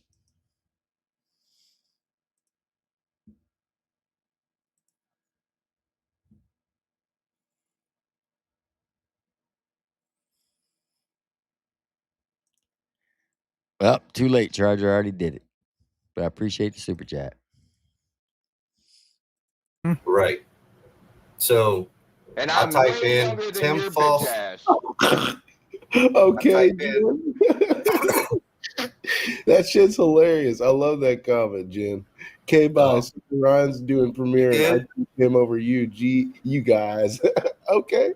See ya. You good? Peace. That shit's So hilarious. you type in Tim Faust on fucking that? Google. Oh Tim my Gin. god, bro! Just the little slick shit, man. It's just hilarious. So why does this guy come up when you type in Tim's name? Born in 1949, died in 1970, which is from a gunshot wound. He was in Vietnam. Oh, I'm sorry. Marine He's from Corps. Atlanta. Got the same rank as Tim. No, he Sergeant. Same name. Different brand. No, he's not the same rank, you fucking idiots. He is a buck sergeant, SGT, a Sergeant E5. In 2007, when I came home, I was a Sergeant First Class, which is an E7. That same year, I was promoted to E8, Master Sergeant, the rank I retired as. You fucking idiots. He's from Fulton County in Atlanta. I was from Augusta. I thought he was from Augusta. But same area. Died April 12th, 1970. I was born November 24th, 1970. He was an E5 in the Marine Corps. I was an E8 in the Army. We have the same first and last name. Middle name is different. But go ahead. Of military from Marines to the Army. Different middle name, Ray, and I forgot something with a fucking S. But that's weird. Because, Tim, if you're 55, 54 years old, you was born in 1970. The same time this person died. 60s and 70s, yep. And the funny part is about it too. Why do you have emails attached to your name, Tim Faust? Emails of girl emails, not guy emails. Yeah. Are you a girl now? Are you like we can't dox your emails, but you have two on your thing that are attached to your name of girls. So what are you doing with those girl emails? What emails You're are supposed they? to be a dude, right? I mean, What emails are they? So we think. Maybe, I mean, your wife looks more like a dude than you do, but you know, be a Hey, Jody Morgan. I bet you wouldn't say that to her face. She'd take your own fucking zip strips and fucking zip stripped your fucking hands to your ears, you fucking goofball. But okay, come on. little nice over here for that. You good, Steph? Y'all Yeah, just you when y'all come in here, y'all just keep all that out of here. Yeah, that's between y'all. Dude, you're funny, dude. Fuck yeah, dude. I mean, dude, we just had some questions and wanted to clear some shit up. Yeah, we want answers, Tim. And for one, bro, I get not hitting chicks and it's not cool and shit and all this other shit. But when you go online and you say you would let your old lady whoop your ass, or you know what I'm saying, she'd whoop my ass, you look like a fucking baby back bitch, dog. You look like a bitch. I mean, so you're saying your old lady's more manly than you are? Is that what you're saying? I mean, it kind of confusing me. She looks like a man. No comment. She dresses kind of like you. She looks kind of like you. Well, okay. Comment. Oh shit. Yo, Ryan just dropped something. Yeah, Ryan and I think Ryan and Hoser just dropped their song. Pull it up, Alan. Oh shit. Let me find it real quick. I'll Is it on chill out. YouTube or? Now, Gabe, I know you're not a good one to talk about somebody's wife. Now, I'm not trying to body shame your wife or anything, but she's got bigger balls than you. Weren't you shaking like a leaf when Adam approached your vehicle? Didn't you get in the driver's seat and lock the door?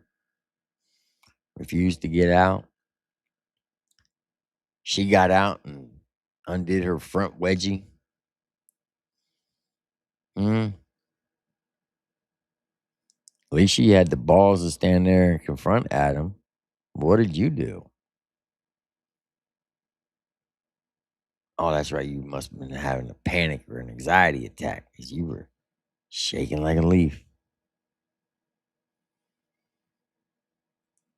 And Jody Morgan, please tell me what emails you just put them out there.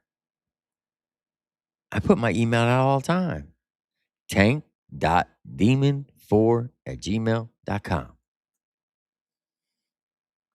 The rundown 5000@gmail.com. So what other email do you have? Do you think I'm the only Tim Faust that has a fucking email?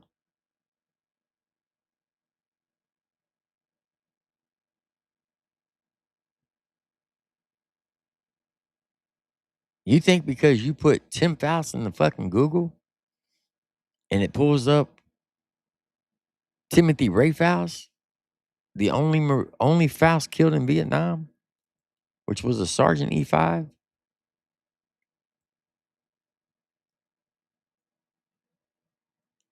How many times do I have to show my military records? How many times do I have to show my fucking military ID card? My veteran's ID card?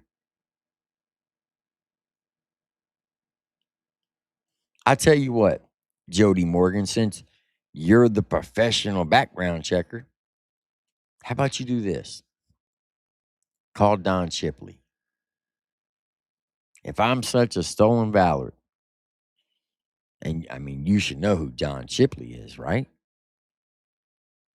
Why don't you contact him and tell him there's this guy on YouTube faking the funk, grifting off the military, claiming he's all this, claiming he's got 4 Purple Hearts, claiming he was a drill sergeant, claiming that he's got a Bronze Star and an Archon with Valor, 4 combat deployments, St. Barber's Medal, Audie Murphy member.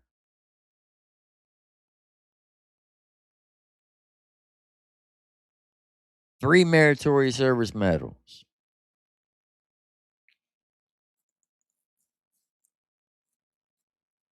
Like 7 Archons. I think I got 5 or 6 AAMs. All that.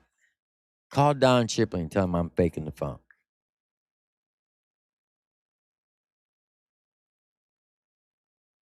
Go ahead, Jody. Since you're the big background checker, you do this for a living, right? You're the professional.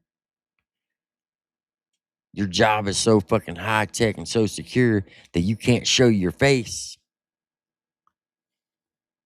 Bitch, I guarantee you couldn't even pass a background check for a fucking top secret security clearance. I can guarantee you couldn't.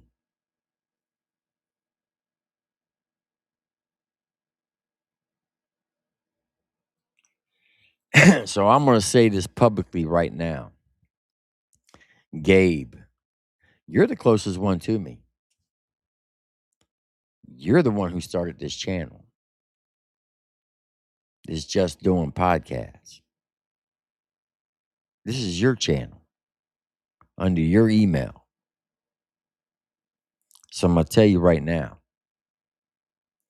You keep running your fucking cocksucker about me and calling me a pedophile and saying I'm stolen valor one more fucking time, I promise you, you will get a letter from my attorney. And let's fucking see if Upchurch's trial taught you any fucking lessons. You want to play big bank, little bank, bitch? Let's play.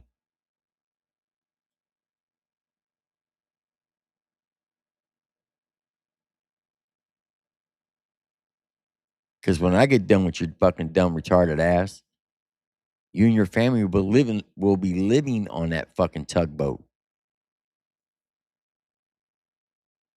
And that would be your only means of transportation when I get done with you. You think I'm playing? Fuck around and find out. You've been warned.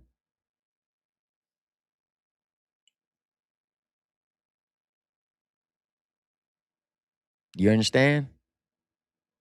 You better take heed real fast and real quick.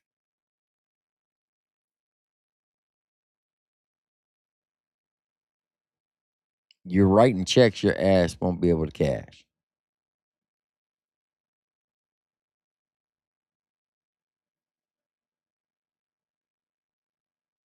And I don't give a fuck if you have to pay me fucking $20 a week for the rest of your life. It'll be worth it.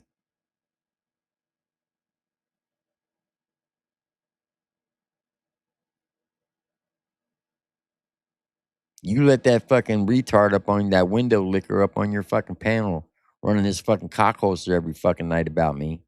Spewing fucking lies after fucking lies after lies. He's about to put you in a financial burden.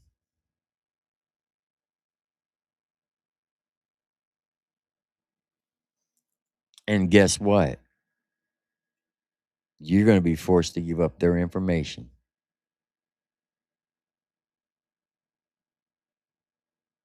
So let's play.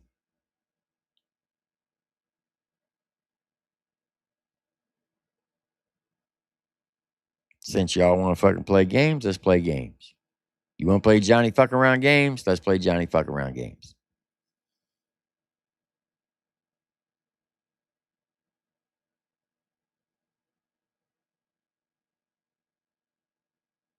YouTube is supposed to be a fucking place to come, hang out, have fun, talk shit if you want to, you know, play music, socialize with people in the chat.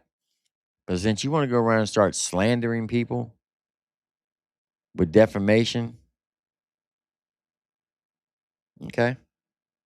You want to keep going around calling people pedophiles? Okay. For every action, there's a reaction. Your actions of running your fucking cock holsters, saying the stupidest shit that y'all say, the reaction is going to be you're going to have to pay financially.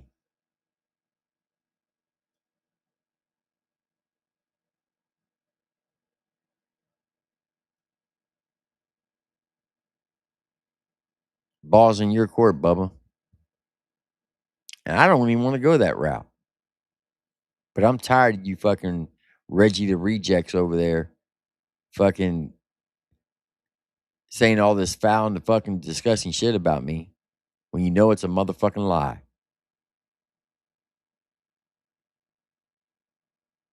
Why? Because I proved that you're a bitch?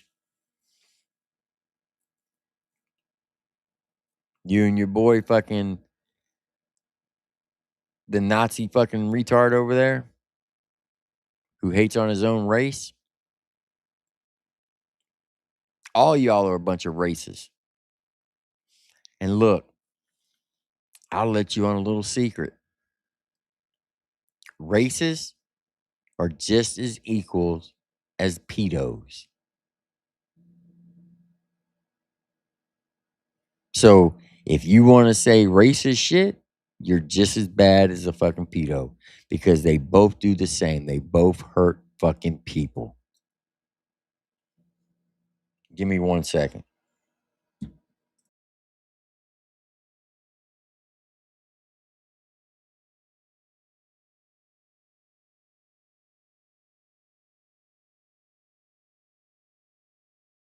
My bad, yo. Yeah. Okay. Oh, you good? Was it YouTube Good, or was brother. it IG? Because I seen he's put something on IG. YouTube. It's on YouTube. Yeah, Is it's a it? Okay. premiere. I just found it. Had to fucking Alright, Is react. it still premiering? Yeah. Fuck yeah, dude! I can't fucking wait, man. We'll just What are back we it gonna up do? and play it. Yeah, just back it all the way up. What are we gonna fucking do, man? Shit. You know.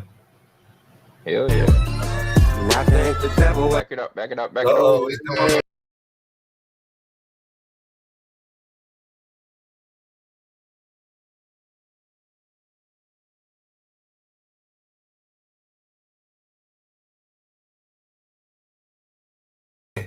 I don't know if I want to say that one. What? What? Don't be holding out. Because right now, you brought it up, dude. You brought He it up. said. Yeah, He you can't bring said. something up He and said. then not talk about it. Come on, man. You can't be a motherfucker Come on, man. even if you fucked my mother. Oh, I did catch Oh that. shit! Like, hey, oh shit! Damn, I wonder who Hey. that's about. You can't be a motherfucker even if you fuck my mother. He said, "Let my nuts hang, motherfucker." Oh boy, Yeah. boy. I wonder who that is. Is it the same person that's going to meet Jelly? Mm. And Bunny down there at the Disney Ranch? Oh. Mm-hmm. Oh, fuck. Okay, so a couple people caught it then. You would see it. You can buy it right now. Got a sale right now going, guys, 5% off. Use my code. Square root of T. So if we could see, if we were supposed to see the fucking reflection. No.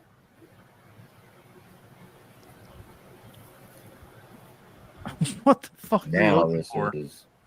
Oh damn, we got 61 people in here. That's some motherfuckers hate No, watching. that looks more like the past. I know, right? Got some Right. bush watchers. Everybody comes to the fucking Because she drama. said Depends. Well, you could see it before. Across the fucking highway in a fucking We got a t-shirt here. This is car the third dealership, t-shirt. You buy parking all lot. three, you get all three at the same price. And this one comes with the compass on there. Because no matter which way you take a photo, the damn flagpole's. You graduated from. How are you not in your high school yearbook, dog? Yeah, that's a good question. Oh, wait. You mean there's information out there that says he wasn't at that high school at that time? Yeah. Okay, you're right. Oh, damn. Fucking Google. Damn. All right. Ain't Yeah, that I'll bring that up in a minute. Hey, as soon as I get to feeling better, Rich, I'm down, bro, because I seen the new update and that shit looks fire. I like the superheroes on the Fortnite. But yes, you're damn right. We got it in the game. Dude, Fortnite's cool. Hey, I gotta ask you a question after this whole thing. All right. Hey, no, wait. I'm pretty sure you'll know what I'm talking about. Can we bring PS5s for downtown? Or nah? You know what I'm talking about? I mean, yeah. If I don't know what else y'all stupid motherfuckers need to understand that he ain't gonna drop the fucking video because it makes them look like jackasses. Yep. And if he does drop the video, I'll pick it apart piece by piece. But you didn't, did you? That didn't age well for you. Yeah, and either way, I ain't got the don't. balls to drop that video unless it's edited. And quite frankly, man, yeah, like I said, I don't give a shit, bro.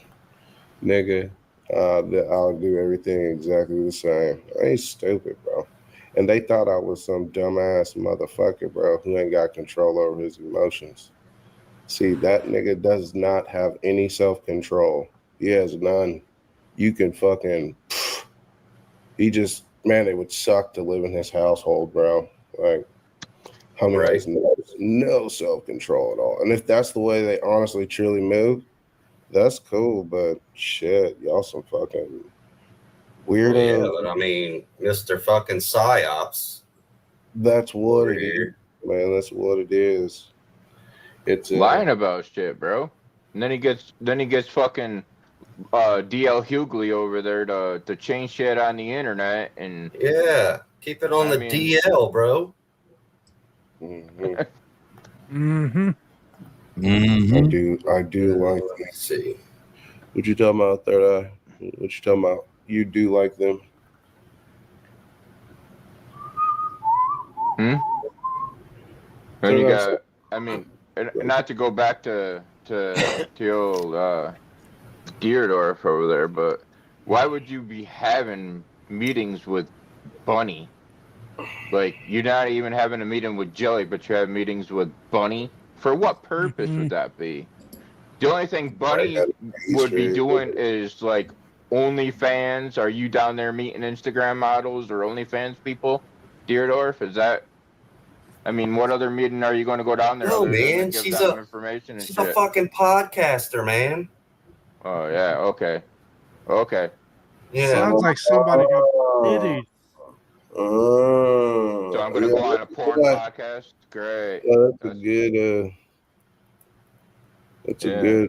That's a good. Let's see this. Exactly, Jason. Let's see.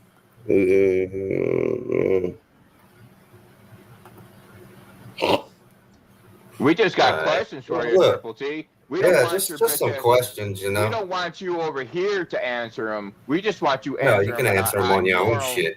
Yeah, you're always on anyways. You know? Yeah, you got your own All kinds fucking of time. platform over there.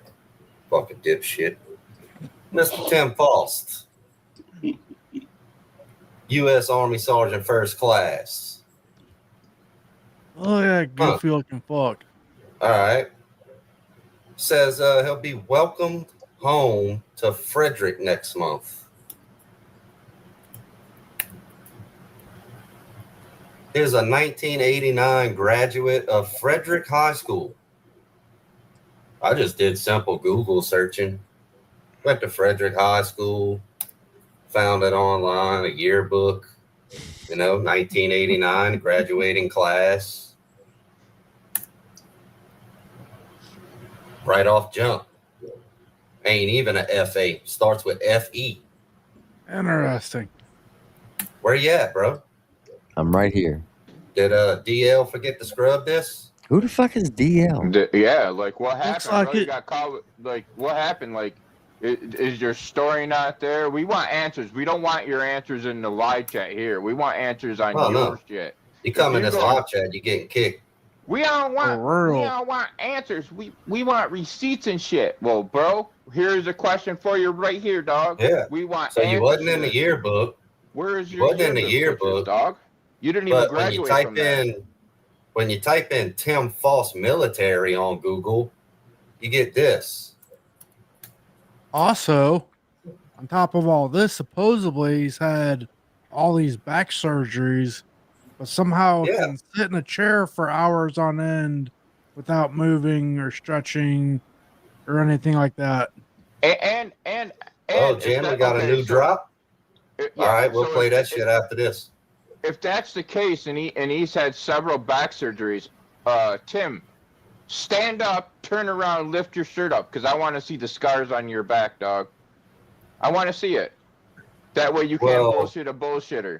How can you sit for 8 hours? Like, listen, I've got 2 fake hips. I cannot sit that long in one place without having to get up and stretch. Mm-hmm. Right. So, and I'll type in Tim False. Okay, Jim. That shit's hilarious. I love that comment, Jim. K-Bye. Ryan's doing premiere, and I took him over you guys. Okay. See ya. Peace. That shit's hilarious. So you type in Tim Faust on fucking Google. Oh Tim, my Jim, bro. Just the little.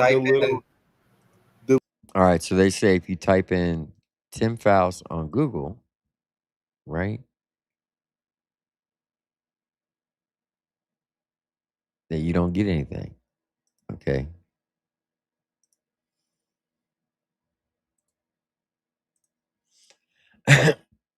So let me pull up Google.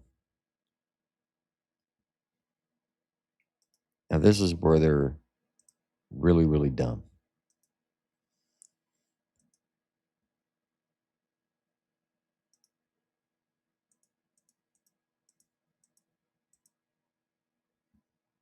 I put Tim Faust U.S. Army, right?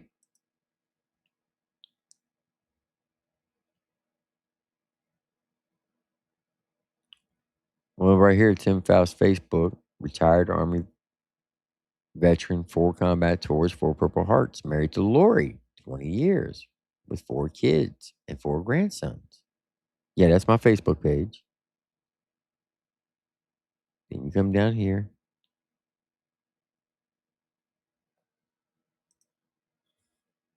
Oh, there's the article that y'all were looking at. There's the Marine that you seen. But I thought you couldn't find anything. Huh. So how about we put my rank in there?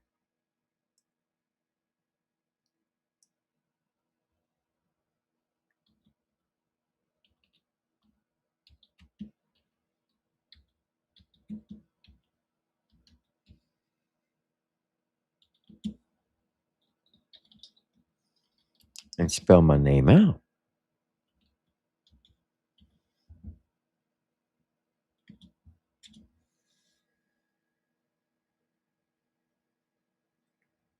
That's the Marine who died. There he is again. Oh, wait a minute. What's this?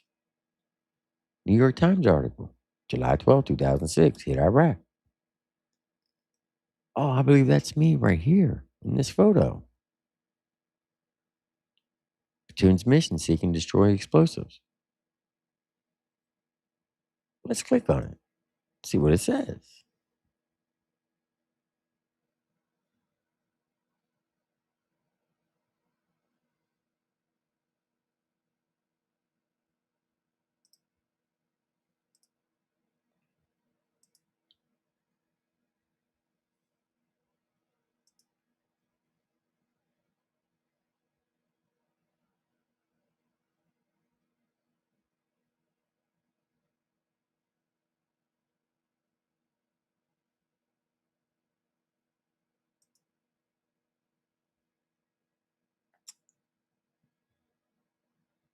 Oh, come on, you cocksucker.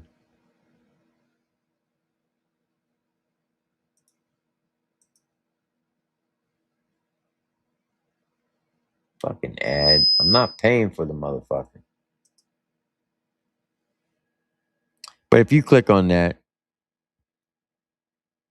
and it's an archived article by the New York Times, you'd have to pay for it to read it.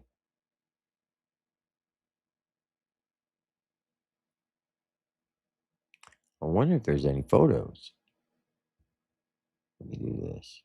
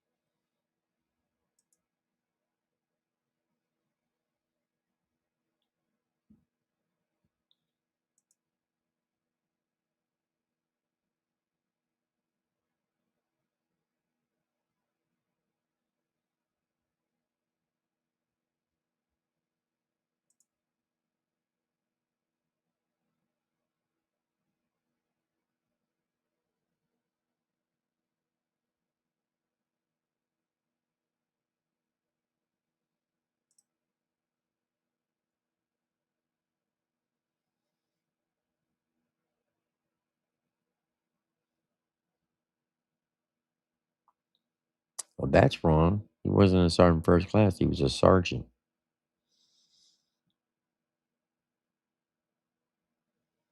That is totally wrong right there. 'Cause it says right here, Sergeant Timothy Ray, not Sergeant First Class.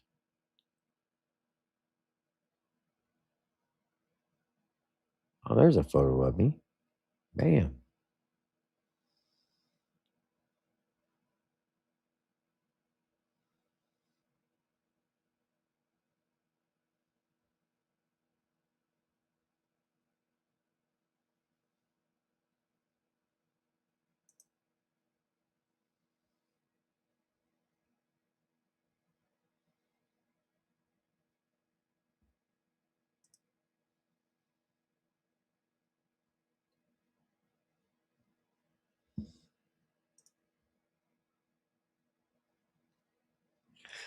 I'm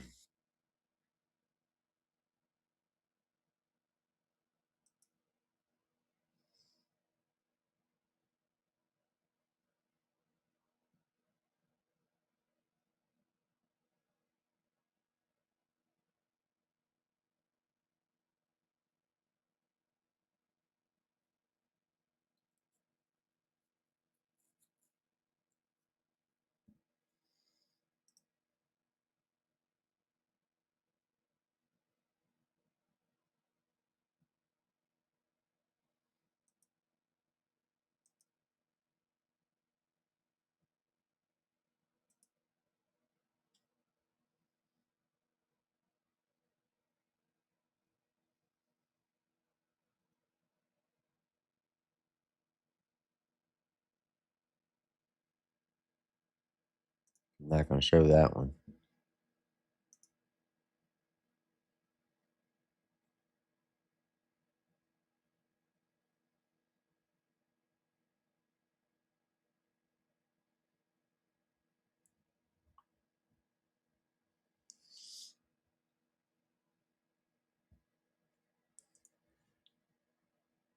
But y'all are some fucking morons. Jody Morgan, you're the one who does all the background checks, right? Do fucking contact Don Shipley.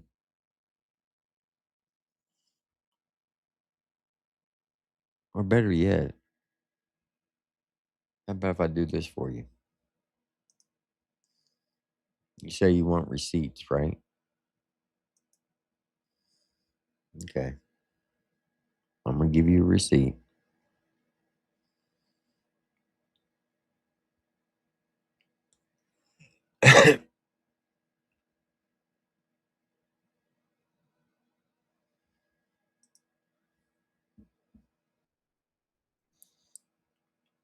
Mm.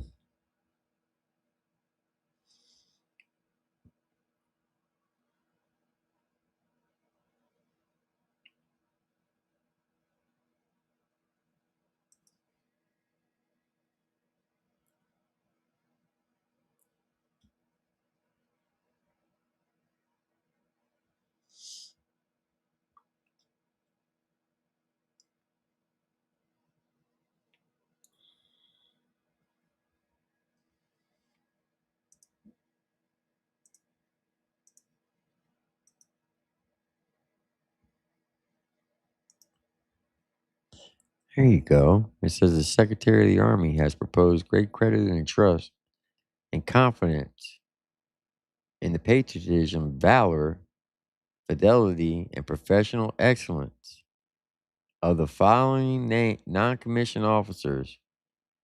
In view of these qualities and their demonstration, leadership, potential dedication, service to the United States Army, they are therefore presented or promoted to the grade of rank shown.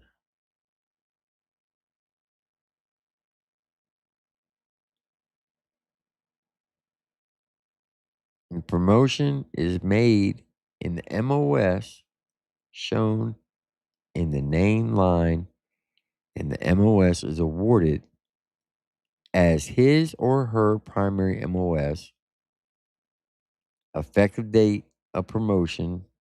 Promotion is not valid and will be revoked if The soldier concerned is not in the promotional status of the effective date of promotion.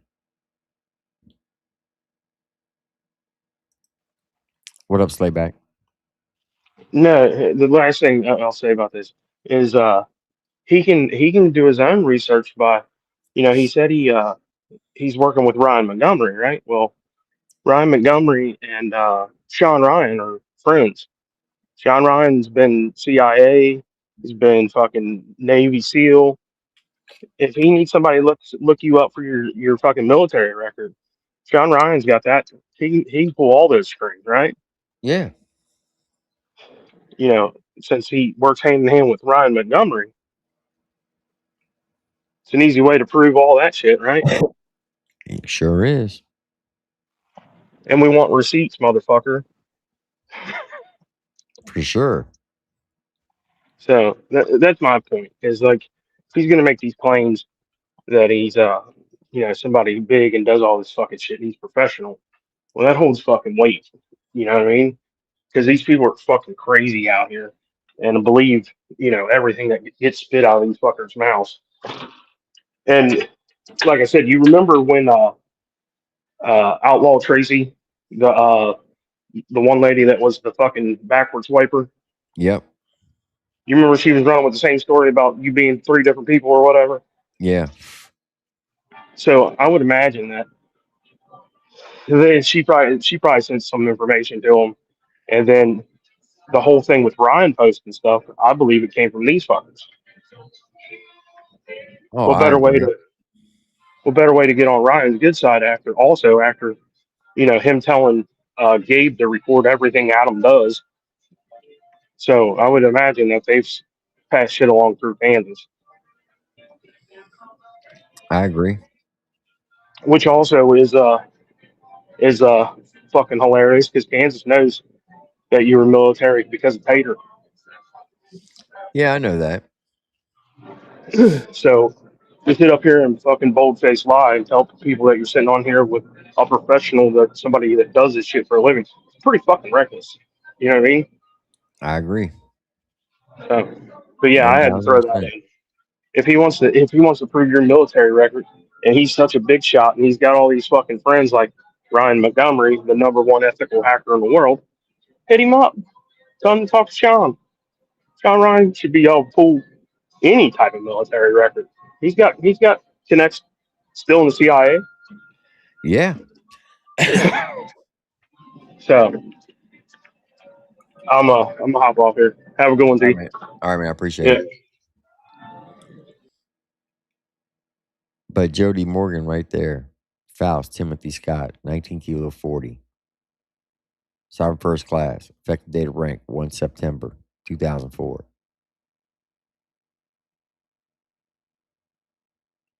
That's my promotion orders to E7. My data rank was 1 September 2004. That's when I made pinned on E7. All right. Come on, guys, say it with me. And this is one of the most important ones. This is the one you really want to pay attention to because this got all the dirt on me. This is my DD-214.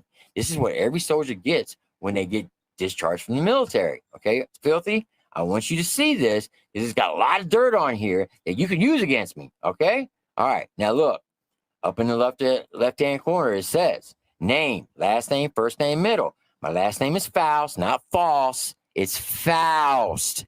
Say the word louse. Take the L off, put an F on it, and that's how you pronounce it. Faust. Timothy, which is in the Bible. Scott is my middle name. Army/RA. That means regular Army. All right, I took my social out so you couldn't get that. Look at there. Grade, rate, or rank. MSG. That's a Master Sergeant. E8. Okay, Master Sergeant. And he was a master of all that he had learned in the military. Oh, a professional. Wow. There's my date of birth. Okay. Where I joined from the military from Baltimore, Maryland. My home of record. That's actually my ex-mother-in-law's address. She's dead, so you can go ahead and dox that if you want to. I don't care. Or ICE could dig her up to have sex. He likes to talk about digging up. Yeah, it's okay. Oh, Hillbilly did a skit on him about. Then my last duty assignment is I was put in the Warrior Transition Unit when I was paralyzed for 87 days. Okay, after being blown up 5 times, I got sent to the Warrior Transition Unit, the WTU, at Fort Polk. Okay, that's where they sent all the wounded soldiers who were wounded in combat. That's all that dirt you got on me now. Okay, I want you to get that. All right, Block 11, primary specialties. This is the things I did. All right, I was a 19 kilo 5 X-ray. All right. M1 armored crewman, M1A1 tanker, 10 years, 6 months. Then I was also a 63 X-ray 50 vehicle maintenance supervisor. It means I was a master mechanic as well. Did that for 4 years and 9 months. Okay. And then if you come over here to 12, it shows you the number of years I've did and when I did them. Okay. So from 1993 to 2009, total of 15 years, 3 months, 24 days, plus 1 year prior service and 2 months, plus 3 years of inactive service, plus 6 years of foreign service. So you got to make sure you add all that up. That all gets added up now. All right. Then look at 13. Decorations, medals, badges, citations, and campaigns, ribbons, awards, or authorized. The Bronze Star Medal, the Army Commendation Medal with Valor, with V device. It's because I did something that what they call heroic or bravery. Above normal. So they awarded me the medal, a medal with valor. Not the Medal of Valor, but a medal with valor. Make sure you pronounce that right. I don't want you to say I'm going around being, stolen valor, because I'm not. And then Meritorious Service Medal. I actually have 3 of them. Army Commendation Medal, 3rd award, Purple Heart. Look at there, 4th award. That means I was awarded the Purple Heart 4 times. And that's the ones that are behind me. You see that? I want to make sure you stay on the same track, because there's a lot of dirt I'm throwing at you that you can use against me, okay? Then we got the Army Commendation, Army Achievement Medal, 5th award. Then we had the Army Good Conduct Medal, 5th award. The National Defense Service Medal, 2nd award. Armed Forces Expeditionary Medal. Wait a minute, I ran out of space. Now it says continue to Block 18. Well, we're going to come down to Block 18. Intimate re-enlistments, this period. So it's going to show all the dates that I re-enlisted while in the Army. I re-enlisted in 96, 99, 2000, 2002, 2002 to 2009. And I was put on the retired list as a Master Sergeant, E8. Served in designated intimate danger pay areas. Service in Iraq, 2006. Service in Iraq, 2004. Service in Saudi Arabia, 90 to 91. Service in Bosnia, 95 to 96. 4 combat deployments. Member has completed first full term of service. Continue from Block 13. The medals. Southwest Asian Service Medal with Bronze Star, Service Star, 3rd award. Southwest Asian Service Medal, Global War on Terrorism, Expeditionary Medal, Global War on Terrorism, Service Medal, Armed Forces Service Medal, Iraqi Campaign Medal with Campaign Star.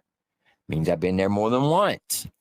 Non-commissioned officer professional development ribbon, 3rd award. Army Service Ribbon, Overseas Service Ribbon, 2nd award.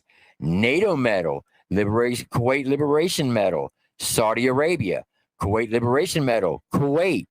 Saudis gave one and Kuwaitis gave one. Combat Action Badge, Driver and Mechanic Badge with Driver and Mechanic Badge, Mechanic, Drill Sergeant Badge, see attached continuation sheets. Now we got to go to the continuation sheet. Oh my God, that's a lot of freaking awards, filthy. Are you paying attention? Okay, here we go. Continuation sheet from Block 18. Observer Controller course. Light Wheel Vehicle Mechanic course. Primary Development PLDC course. Nothing follows. So we're going to come back up. Block 14. military education, Abrams tank training course, advanced non-commissioned officer course, basic non-commissioned officer course, DLL gateway to Germany course, drill sergeant school, JRTC course. Well, I continue to block 18. Shit, I go back down to block 18 course. So there's the badges, and then here's the rest of my courses, like vehicle mechanic, a primary PLDC course, and that's nothing follows. All right, now let's see. Member contributor to the post-Vietnam era? No. High school graduate or equivalent? Yes. All right. So we already did 18. Member request copy 6 be sent to state of Louisiana. All right. That's where I retired from. I digitally signed it. I did block out the person who authorized it because it had all of their personal information in there. Retire type of separation, retirement, character of service, honorable. All right. And then if you look down, narrative reasons for separation, disability and permanent. I was medically retired. All right. So that's my DD 214. All right. Now, these are just some of the re-enlistments that I did. And I just threw them in there so you can see that I actually re-enlisted. I'm not going to go through them. You can go back and look at this. Okay.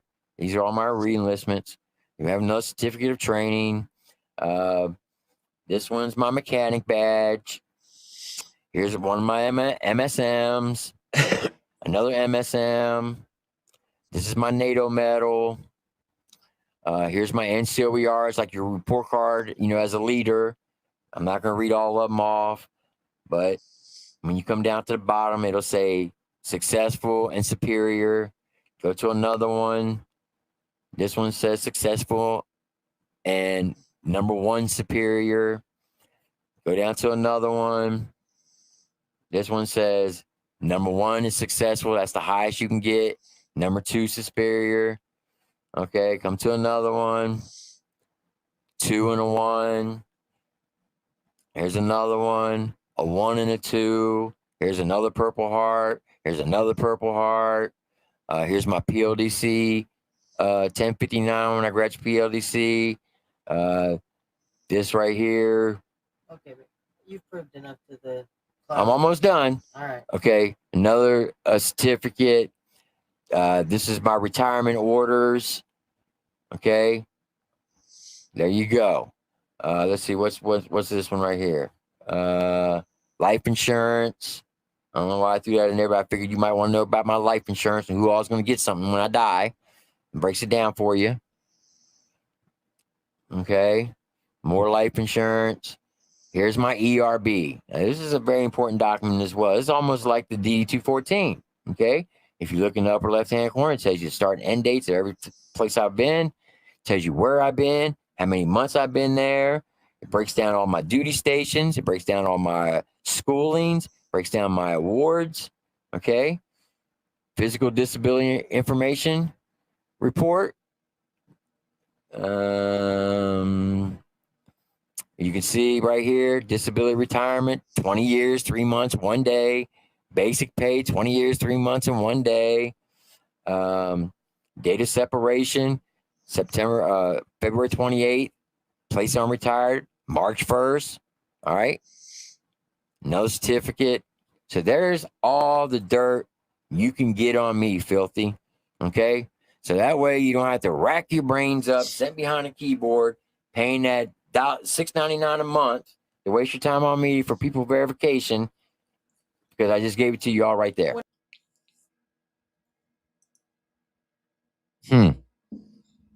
You want receipts, bitch? There's your receipts. There's your receipts. Fucking morons. But Gabe, once again, you're going to write checks your ass can't cash. I promise you.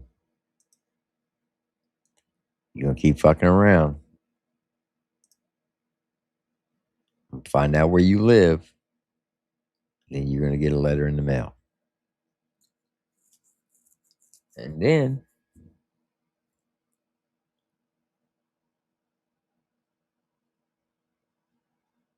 don't go getting on the internet crying.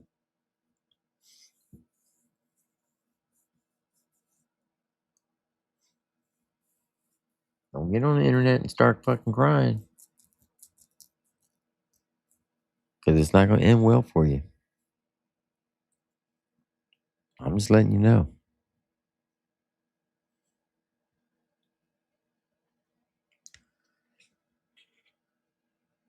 So, play Johnny fuck around games if you want to.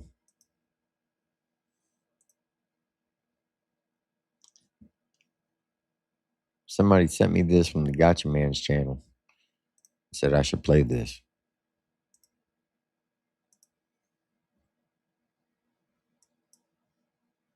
Problem with these people, man. They take it off the internet. Y'all take it outside the internet, You know go why? into somebody's town and call it somebody's whole home. You get butt hurt so bad. That's why. That you got to drive into somebody's town and fucking take a video. Like, what the hell are you doing, bro?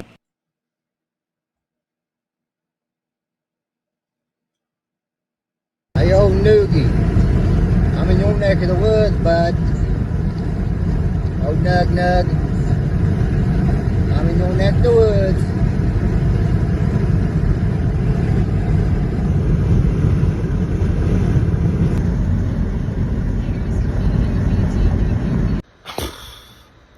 Problem with these people, man. They take it off the internet. Y'all take it outside the internet, You know go why? into somebody's town and call it somebody's whole home.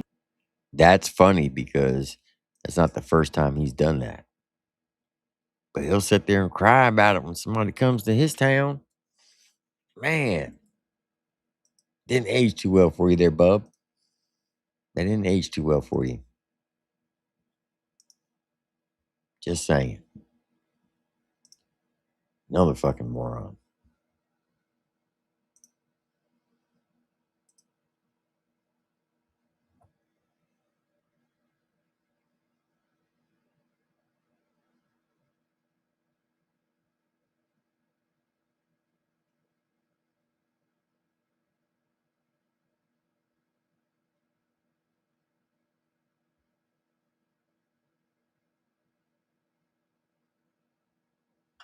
What the hell is this?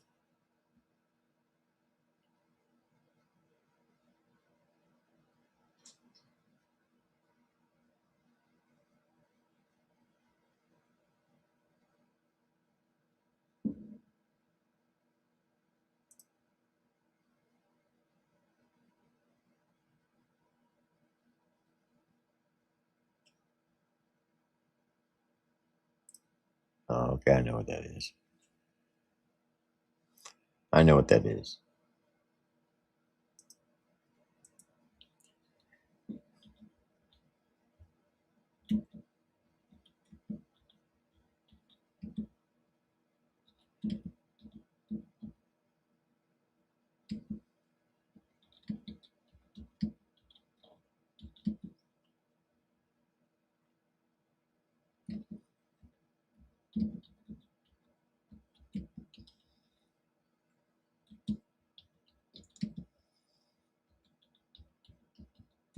Give me 1 second.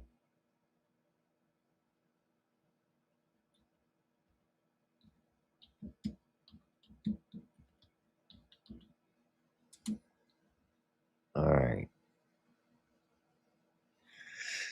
Man, what an interesting night. That interview with the lawyer was pretty damn interesting. Very interesting.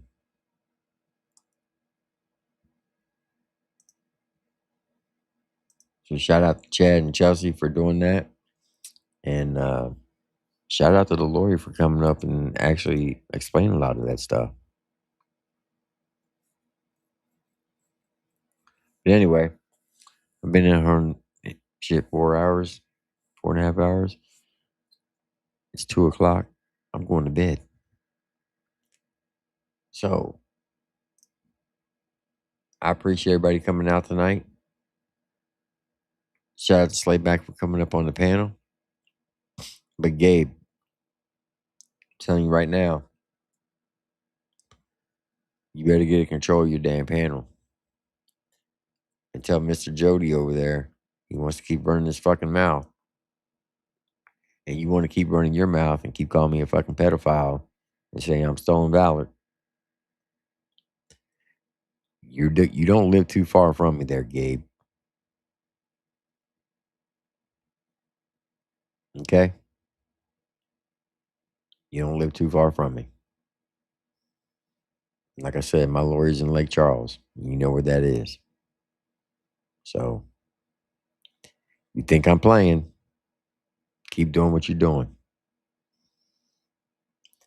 And then when you get hit with one like your Lord and Savior, Orion, don't come crying. Don't be saying, oh, it's just a skit. It's just a skit. Nah, player. Not playing that. So, pick and choose your words wisely. That's all I can say. But I do appreciate everybody coming out. Y'all know the deal. Be kind to yourself, love your family, love your neighbors, to include your enemies. Do unto others as you wish them to do unto you. And as always, God bless you and God bless America. Remember, this is not my channel. This is your channel. And I'll tell you that every single day. And sometimes you just got to stop and pet the little window lickers and tell them that it's going to be all right. But once this song ends, the stream will end. I'll see you on the next one. You have a blessed one. Have a good night, folks.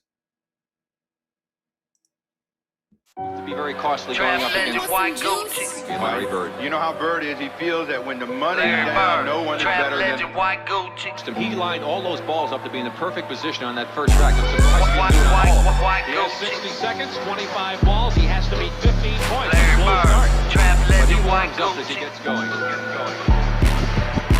Larry Bird, trap legend, white Gucci. Look at all my shit, look at all my jewels. Got 2 bitches and I bought them both booty. Went up in the Prada, but we left out of Louis. Why do your Balenciaga kicks say Gucci? How you fucking fit a 50 ball in them suits? You still shopping at the mall, but you should've went to Valid. And your bitch is getting fat, I think she need to eat a salad. Real dead shit, but I ain't rockin' New Balance. Fuck your girl, then her mama, cause I thought I need a challenge. Talking real pimp shit, you can ash on my floor. I got bitches doing chores, we done did this before. House trapping like a fool, me and Lil Scoop. Money really counts, so I took it times 2. House trapping like a bitch, trying to get rich. Larry Bird with the herb, when I shoot I don't miss. Like Larry Bird, trap legend, white Gucci. Look at all my shit, look at all my jewels. Got 2 bitches and I bought them both booty. Went up in the Prada, but we left out of Louis. Larry Bird, trap legend, white Gucci. Look at all my shit, look at all my jewels. Got 2 bitches and I bought them both booty. Went up in the Prada, but we left out of Louis. Larry Bird, trap legend, white Gucci. Larry Bird, trap legend, white Gucci. 17 to 15 to begin the white Gucci. Crowd at Chicago Stadium. Larry Bird, trap legend, white Gucci.